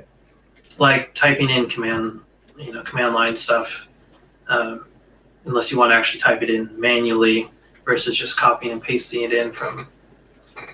But recently someone asked if I would do a commission for them for a ground station, for a mobile programming station, and I definitely would like to, and hopefully we come to a good agreement on what it's going to be doing and what it'll look like and everything. Since I was already building one of these myself and I've already started on it, I'll most likely build 2 of them, and one of them will be for this person, but I won't won't mention who yet, just in case that doesn't go through. Well, having said that, I wouldn't do that again. I went and got one of these as well. Oh, Dang. Cool. So, which I think someone's already done one of these, haven't they? They have. On the Discord. but they didn't use the LCD in it. I mean, they used an LCD in it, not the Yeah. tube. I want to figure out how Well, to use the tube. Actually, I think there's 3 of them. One was fully custom, made by Revisor. Revisor made one that was totally custom, all 3D printed, but it was made to look like one of those. And then I'm trying to remember who did the other one where they actually used the tube, but I don't think they ever installed a Pi or anything, did much to it. It's just kind of stock. Yeah. And yeah, you've got that one there. That's a cool case. So that, you know what that reminds me of is like Spock's, Spock's little tricorder. It had the screen. Yeah. Hold that up again. Let me put you in full screen so everyone can see the module.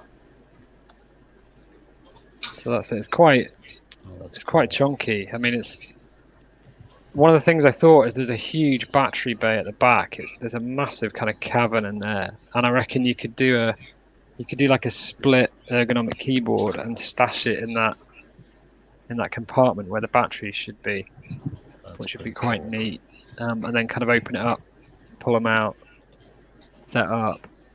But Hey, Grown Survival, welcome. At the moment, it won't power up, so I'm kind of worried that the CRT is not going to live again, and I need to figure out why it won't power up. It's the capacitors. So the capacitors have dried up in it. That's all it is. Replace every single capacitor in there, and it will fire up without any problem. Okay, I will give that a go. I'll give it a go. Because if I can do that, there's a really easy way of just like the first step is there's a external and internal RF socket on it, which I guess you just plug your comp. Does it have a RF socket or a composite socket?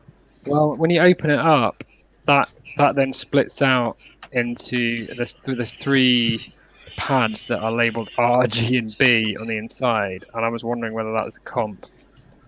But well, let's see. I mean, if it's RGB, so let's see what ports are on the back of the thing. I can just tell you what the thing can do. On the back, it's only got the RF one. Okay. What about the other on the side there? Nothing. Absolutely nothing. That's not. Those are those black holes on the side. One of them wasn't labeled S-Video. No. Well, even if it's the RF link, you can just get one of those RF converters. So you go RF to HDMI or RF to composite, and then the Pi has composite output. All Raspberry Pi models have composite output. For anyone that's curious, they all have it. You just have to enable it and make a little adapter to hook into the headphone socket. Yeah, and I know in the past for connecting up for sets and stuff, for connecting up recorded digital video to prop TVs and stuff, to old TVs, we just use really cheap modulators. You get them for like 10 quid off eBay. Right. And just hide them behind the TV. So, yeah, that's basically what the composite to HDMI converter I got for the goggles. Cheapest one that they make, and it's super tiny. I actually dissected the PC board itself because it wasn't going to fit inside the case. So I, traced out what was important, and then used my snips and a little saw blade and actually cut the board down to be a much tinier little square. And luckily it still worked after cutting it apart. Growing Survival asks, player 2, makeup, filter, or tattoos? Makeup. Yeah, that's just eyeliner. Like from the last time, I still have the eyeshadow and eyeliner, so I thought. Last week we had a discussion about what it would take to fool a facial recognition software, and player 2 was the only one that actually showed up wearing any of the any of the makeup to fool a AI system. Which did not work. Which didn't work because your phone's still unlocked with your face, which I thought was pretty funny. But I like it. It's a good cyberpunk look, you know? Yeah. I like the little scowl lines there, too. It's like, you're just like permanently frowning, It you know? fits your face, honestly. Thank you. Looks good. Is that a barcode above your? No, it's some vents. Ah. Not a no, hitman. Next time, barcode, right across the forehead. Yeah. The back Barcode of it, it. you know. Yeah, as Alcantara said that a QR code might work, but I don't think my drawing skills with eyeliner is good enough to put a working Yeah. QR code on my forehead. QR code would be hard. Couldn't You you can- print out a QR code big Yeah. enough and then draw eyeliner on it and just slap that on your face and pull it Possibly. off like a tattoo? You could also just print one on paper and tape it on your face. Yeah. That, Which on, takes that's you to a too easy website now. that just shows That your is own way face. too easy. That Yeah. Rick and Morty episode where he goes to the robot planet where they're fighting. You just Yes. yeah, but you Wrong or maybe a dark QR codes code now. for the classic Rickroll. That's what I would do, It's like, you know? I mean, Yeah. I still have On my one face. QR code at work with a did Rickroll at my desk. So if anyone dares to scan my QR code at my desk, they will get Rickrolled. But you know what? I think we need the new Rickroll, which is John McPhee's like rap video that he did, which was insane. Or the coconut mall. The Yeah. Coconut Mall, definitely. Damn, I haven't seen that one. you have been Coconut Mall. Yeah. Share this with all your friends to totally Coconut Mall them. Such a dumb name. I love it. There are like a couple of those. I mean, the origin is TikTok of those videos, and they did it with. I think they are through with all the Mario Kart tracks. Like have been Rainbow Roaded and Waluigi Pinballed and whatnot. I think on I the do have here, just remembered that this is the grid for the keyboard that will be going in this, mobile workstation. Oh, that's neat. 3D. Yeah, 3D printed, and it fits the keys together tighter than the normal spacing, so you have to use special keycaps on it. They're just a couple millimeters smaller in diameter, but it lets you fit a lot more on the grid in a much tighter space. Although this Pelican case has enough room, so I'll probably just redo the grid a little bit wider so I can use standard keycaps on it, just for simplicity. But yeah, this is basically what I'll be using. A little grid for a hand wire. Nice.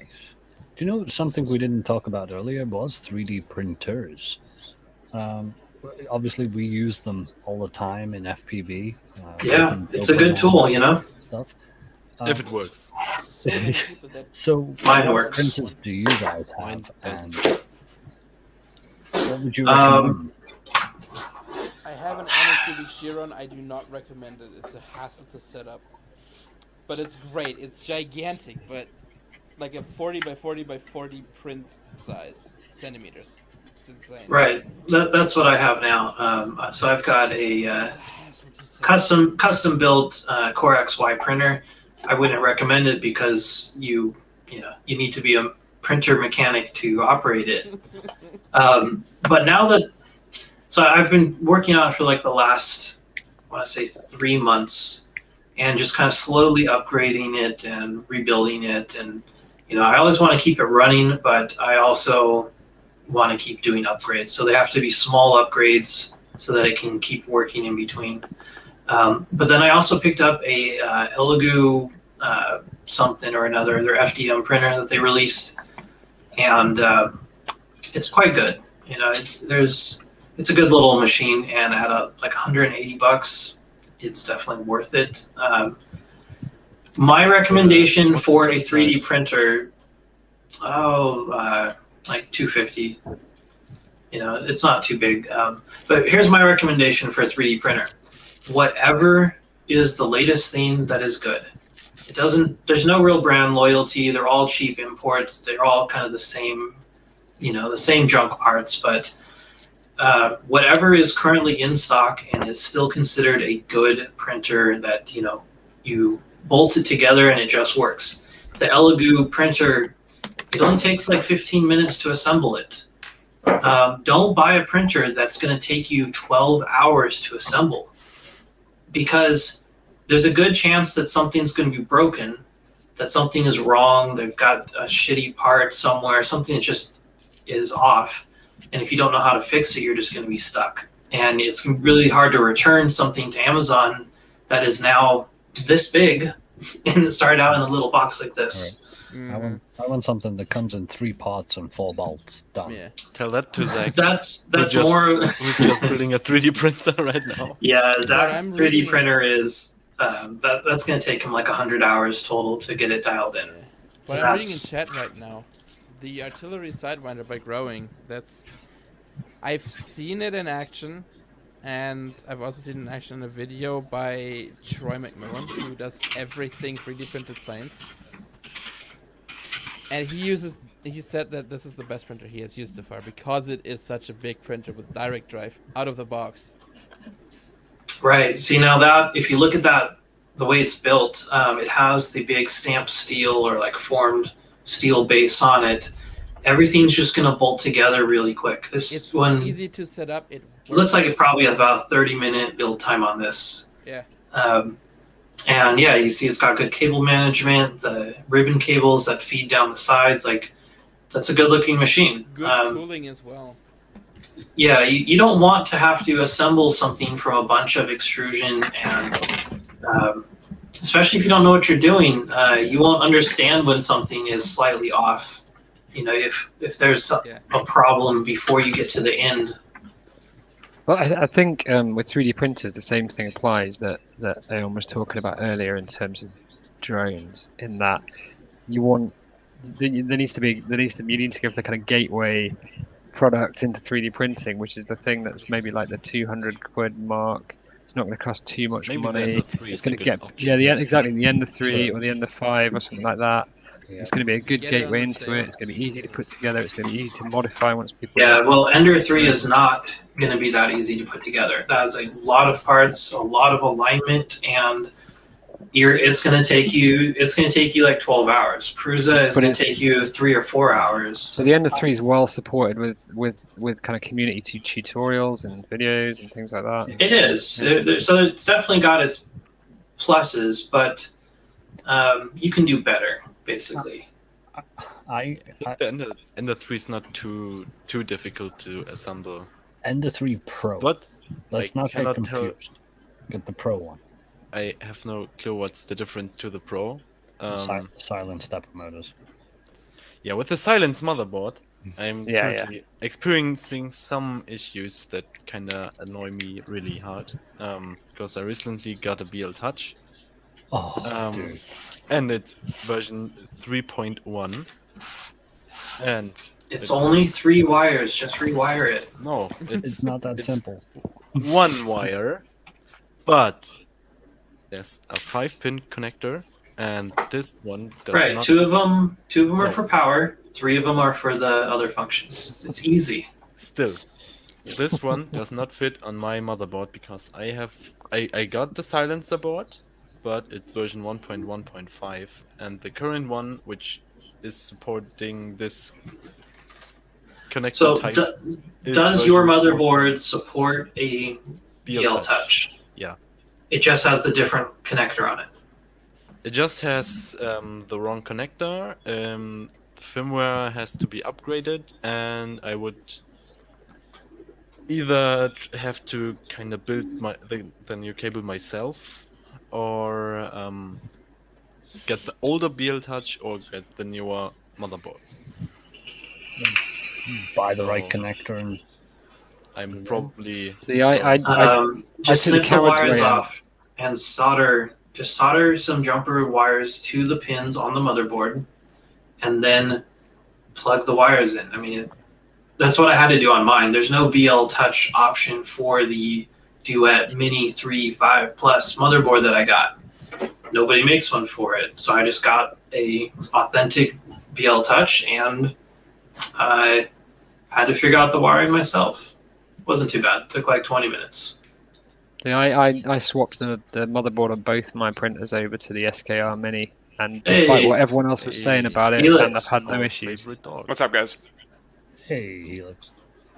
Hello then. What do you got going? So I think I've told you guys about this last episode, but the USB splitter that I used to handle my new headset and my webcam to do facial capture can't handle the power to supply power to both of them. So I can either, yeah, always. So I can either talk to you guys or I can have motion capture, and yeah, here I am. So the dog's just doing whatever. See, this is better. It does way more when it's. Oh my god. I think I'm gonna reinstall FaceRig for the next one. Hey, Ronarine, you could run the animal capture thing too, and you could join us on stream sometime. I know you don't want to show your face, but you could be a cat. Nothing bad will happen. Yeah, that'll go over real well. Nobody will judge you. I know the whole thing about showing your face. I know a few people that have hidden their faces. I'm not sure how I feel about it. Yeah, it's the thing. That's the gimmick, the hook, the niche thing. But there has to come a point where, 1 million subscribers, they show their face, they reveal what we've been, who is the pilot behind the mask. I think there is some attraction to that. Yeah. Well, Me personally, Swagger Souls based an entire giant channel off of that. I mean, Super Deluxe? No one's seen his face, oh, and his popularity is growing. it is. I mean, he's got a large beard under there, so even if he took off the mask, we still wouldn't see his face. Right. That's amazing. Kevin. Like, I imagine what he looks like.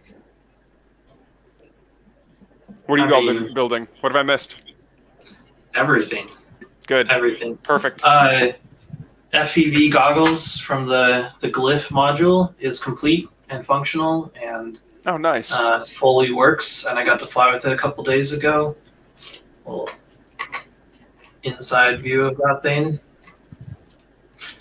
I had to finish it because I was showing pictures of it, and You really Tim did some surgery on that glyph, huh? oh yeah, Tim from TH3D kept he was looking at this picture of it like this, and he was like he kept saying, the robot wants me to kill it, like please kill me with its brain hanging out the top and stuff, I see the face. right? Yeah, exactly. It's got kind of this like kill me face going on. What have I become? Kind of a thing. What Yeah. is that from? Like, is that 3D printed too, holding the lenses, or is that cannibalized?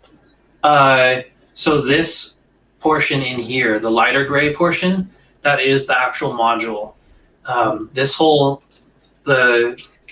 So inside here, so this whole gray area, that is where the DLP projectors are. You can't take apart any of this stuff. This is all just kind of one fused piece. And there's an IPD adjustment here, so you can move the lenses back and forth. For storage, you can pop the lenses in, so they actually retract, and then you press this button and they pop out. That's neat. Yeah, that way you don't like bump them against something. The main purpose for that function was these things were also headphones that could be worn on your head. So you retract the lenses and then put a cover over it so that you don't get your hair grease on the lenses. And then you could fold it up like normal headphones. The over-engineering on these, I will never stop talking about because it's so stupid how much they put into it. They could have just made them small, compact, and lightweight, exactly like this, and not have this mechanism because it only moves at like 4 millimeters. Like, who cares? I wonder how much this button costs. How much did this button cost them to install and that whole function? You know, maybe they could have worked on the optics a little more and made them better. Well, Which they are pretty good, but you know, the very edge of the optics is just kind of fuzzy. I've got to head off. So Yep. Thanks for having me. Thanks for joining in. Sorry that it was the FPV episode and not Cyberdecks, but it's been come super back- interesting. but come back for the Cyberdeck episode too. Cool, will do. Later. Thanks for joining. Yeah. See ya. Boot, one thing I wanted to ask you about. You're building this ground station thing, right? Yeah. So, have you ever thought about putting a GPS in it and throwing iNav on a quad and have your quad follow you? 'Cause that's the thing you can do. Sorry, say that again. I was reading something. My brain doesn't work in two places at once. Yeah. You can, if you have a ground station that has a GPS on it. You can, if you have an iNav running on a quad, you can have your quad follow you in a nav mode. It's a thing. Oh, really? You can do. Yes. See, I mean, I have a couple cheap Wi-Fi drones that, you know, that can do that function where they can lock onto your face and like follow you around. Yeah, but that is an actual GPS beacon follow, so it's gonna be accurate. Right. Well, that's really cool. See, now that I didn't know. I would love to have that on the ground station, so the return to home function will just come to the ground station. Yeah. Basically, does. I know for a fact that Ardu Pilot does it. Ardu Pilot can basically do anything you want it to. Just right. if it doesn't do it. That's one of those. Yeah, it can do anything if you write the software has, for it. Like everything you need programmed into it. It Now, has LiDAR iNav support programmed into it and everything. I can install iNav on just about any flight controller, though, right? Like that's exactly. The thing with iNav is, if you want return to home on iNav, you need a barometer, you need a magnetometer, and you need a GPS. Well, I have two of those things on this squad. I don't have a GPS. I don't have a barometer. See. I think I don't know. Don't quote me, but I think every H7 flight controller has a barometer built in. See, there's a problem. iNav H7 support is not there yet. They are struggling with H7. Yeah. But I also have some Ardu Pilot does H7, so I also have F4 boards here too, so I could always put that in a different build. Yeah, you know, it's a fun little hobby. I can see myself having probably gonna end up with 5 of these things. Like I only want one 5-inch that's just, you know, bulletproof that can get out and fly and have all the spare parts for it. Yep. I really only want the one 3-inch build as well because I can just take this out and fly it and not worry so much about people being nearby. You know, not too worried about slamming into an idiot that walks into the flight path. But with the 5-inch, obviously, it's a lot more potential for injury. And I just don't want to break my expensive quad running into someone. I highly recommend building a 7-inch. They fly super nice. Well, that's actually, you know, what's funny is they make these arm extenders you can get. It's for doing a quad 8 build, but it adds 2 inches to the arm, and I'm going to do it on this frame on the QAVS. I'm going to turn it into a 7-inch because they're just bolt-on arm extenders. I left the extra slack on the wire. It's just folded up under the wrap right here. So all I have to do is bolt that on, take the slack out, and slide them out. Yeah, thing is, I always question the durability of extenders because it's screws holding it in and not carbon. If you crash with that, it's probably gonna fail. It's no different. You've got 4 steel bolts that are exactly like, you know, bolting in your motors, and then you're just extending it out 2 inches. It's not that much leveraged, you know, force on it. Depends on I'd be more worried about the arm itself snapping like farther up, because they're not, that thick. But screw it, why not? I mean, trying never hurts. Yeah, Aeon, if you turn around right now, it'll look like you're flying in the. hold your controller up. You know what? But that view right there, I know it's just green screened. I want that kind of view. Have you seen those? The rounded projection screen, and then the projectors mapped on, then the distortion is undone from it, so you're like in a bubble for flight sim. I want that. Like, I want to be able to like pull up to the field and be sitting in a cockpit and fly with that kind of immersion without having to wear the goggles and still be. Van I mean, has that in it. I guess you could technically just use one of those like large, one of the big LG curved screens and just have it really close to your face for a similar. Did you guys watch the documentary about one of the very first people to do FPV flying on his airplane? Nope. It just got released a couple weeks ago. It's really, really cool. I can't remember the guy's name. I'd have to pull up a link for it. He basically used to fly out of the back of his van. It's like a full-size television and, massive, massive equipment. And over the years, he shrunk it down and improved on it. And he was one of the very first to ever do it. And, got his setup where he could fly out like 5-10 miles. And, this was a gas nitro airplane that he had it mounted on. He'd set up like a 10-foot tall mast antenna for the thing.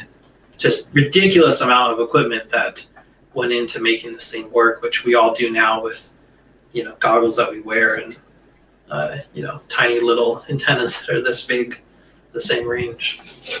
Okay. I actually have to go. I just looked at the clock. Yeah. Sleep sometime. And I got to sign off too because Are you located in Switzerland? Did that pick up correctly earlier? I'm German.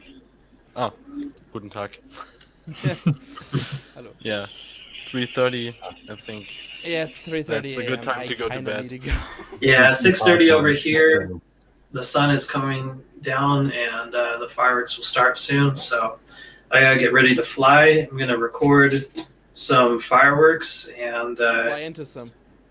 I'm gonna maybe do that, and I'll submit it for Bot Grinder's challenge video this week.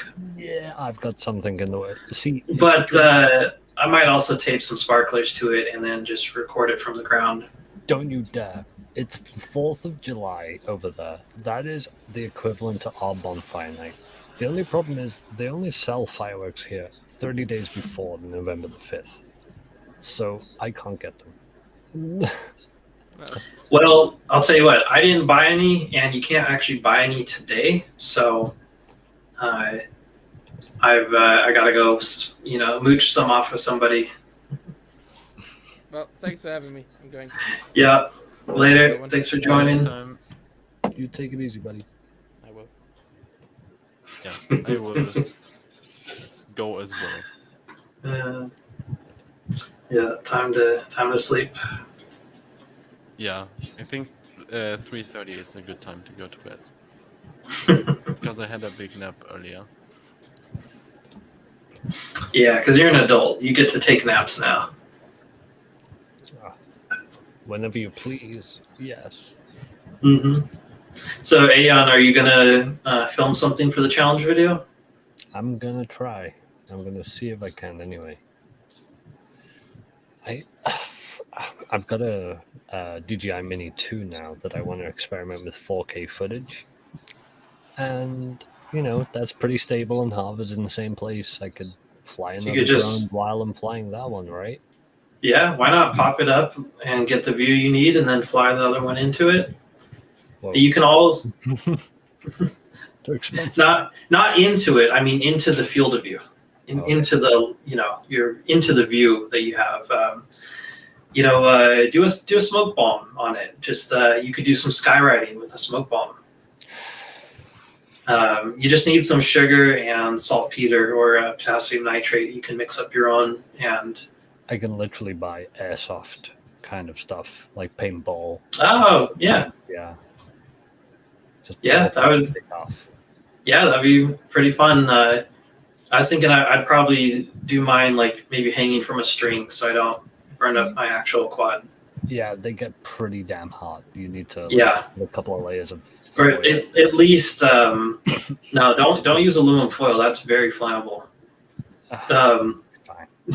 At least a stick, like at least maybe a chopstick to like hold it off with some distance.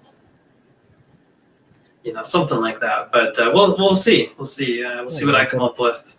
Get experimental. Little friendly competition here. I mean, I'll be honest with you. I've already got a buck coin. I can't win this competition. But You already got one? yeah, I did. I got it for the micro rip. Nice. Did you do a flight off your window? No, for the one that I won on, I've actually got it up here. It's in so I'll get rid of me for a second. Let's play it before we sign off. This is the grocery store that I work at, and I raced around doing commentary. It was quite funny. Dang, that's nice.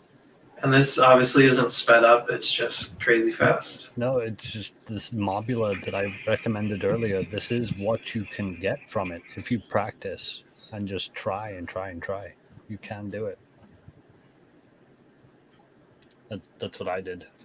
If you slow it down, it looks like you're wildly shopping. Yeah, it kind of looks like you're just like walking around the store sped up. Yeah, Yeah. no, it's like these old TV shows, like I have no idea. Oh yeah, where they take the shopping carts around and Yeah, exactly those. If you look, the timer.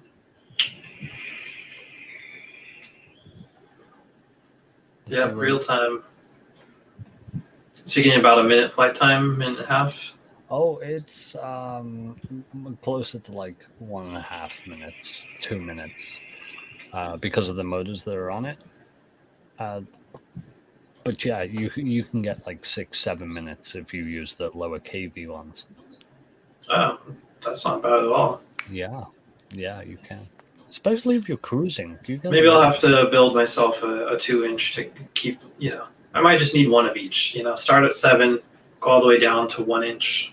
Yeah, I highly recommend get the newbie starter kit of the Mobula and the 800Ds or whatever you've got or whatever you're using. A cheap ass radio and just fly around your house, crash into everything. Just look at everything. Fly fast, fly slow, and then maybe buy a 3-inch, then a 5-inch. Then you'll be addicted. Then you buy a 7-inch, and then an X-class project that you're working on. Yeah. Are you building one of those beast class, like 3 kilogram? I definitely want to. I have the materials. If you hit something with that, it's dead, no matter what. I don't have the money. It's so expensive. Yeah. The ESCs over $100 each. Ugh. The motors over $100 each. And it's not going to have the agility anyway, so you're not going to get that much enjoyment out of it compared to a 5-inch. But when you fly it, you're going to be terrified all the time, constantly. And probably in constant fear of hitting something or just the weight. That much weight when you crash, you're going to break everything. Yeah, you're going to wait till like 4 volts to land because you're coming in so slow. You're like, oh, I don't want to do it. I don't want to do it. But yeah, no, it's the same with these little Davesy things. They break on impact. They're PLA. They're pieces of crap. But they're designed to do a certain thing. Yeah. Yeah, I really like this one. Like I said, I was gonna do the Dave C thing, but this is what I ended up with, and I'm very happy with it. And it's already taken some seriously hard hits, and it's holding up. I've only bent a couple props on it. I like it, and 9-minute flight time. I'm going to put the 3000 milliamp packs on it. Try and get that thing up to about 25-minute flight time, and just cruise with it. And then with these little 450 2S packs, besides the fact that they sag really bad, the thing's just incredibly fast and agile with it. They weigh practically nothing compared to the 1800 pack. But that reminds me, I need to make an adapter so I can run 2 of these in parallel, because the voltage sag is really hard when I punch out on it, and I'd much rather get some more flight time, and I just have a bag of these things. All right, guys. Well, I gotta get going too. I gotta get over and get ready to fly so I can fly into some fireworks. Oh, dude, it's gonna be crazy good. Awesome. Maybe next stream I will probably play a live set, because I will receive my new synthesizer tomorrow. Ooh. And that thing is a standalone for everything. Nice. I mean that thing could replace all my What would you get? things. And Teenage Engineering Op1. Cool. It's 10 years old. The next stream we'll be doing will be the technical difficulties. So the fact that it has a mini USB port tells its age. But, Awesome. Well, it's getting late for me too, so I'm gonna peace out. Yeah, thanks for joining again, and have you back on anytime you want to hang out. And we'll try and keep these streams a little shorter next time too. We're running a bit long today, but thanks for sticking with it. Later. All right, have a good one. And anyone who's still watching, enjoy the day. Be safe out there. Go blow something up. Set off some fireworks. Goodbye.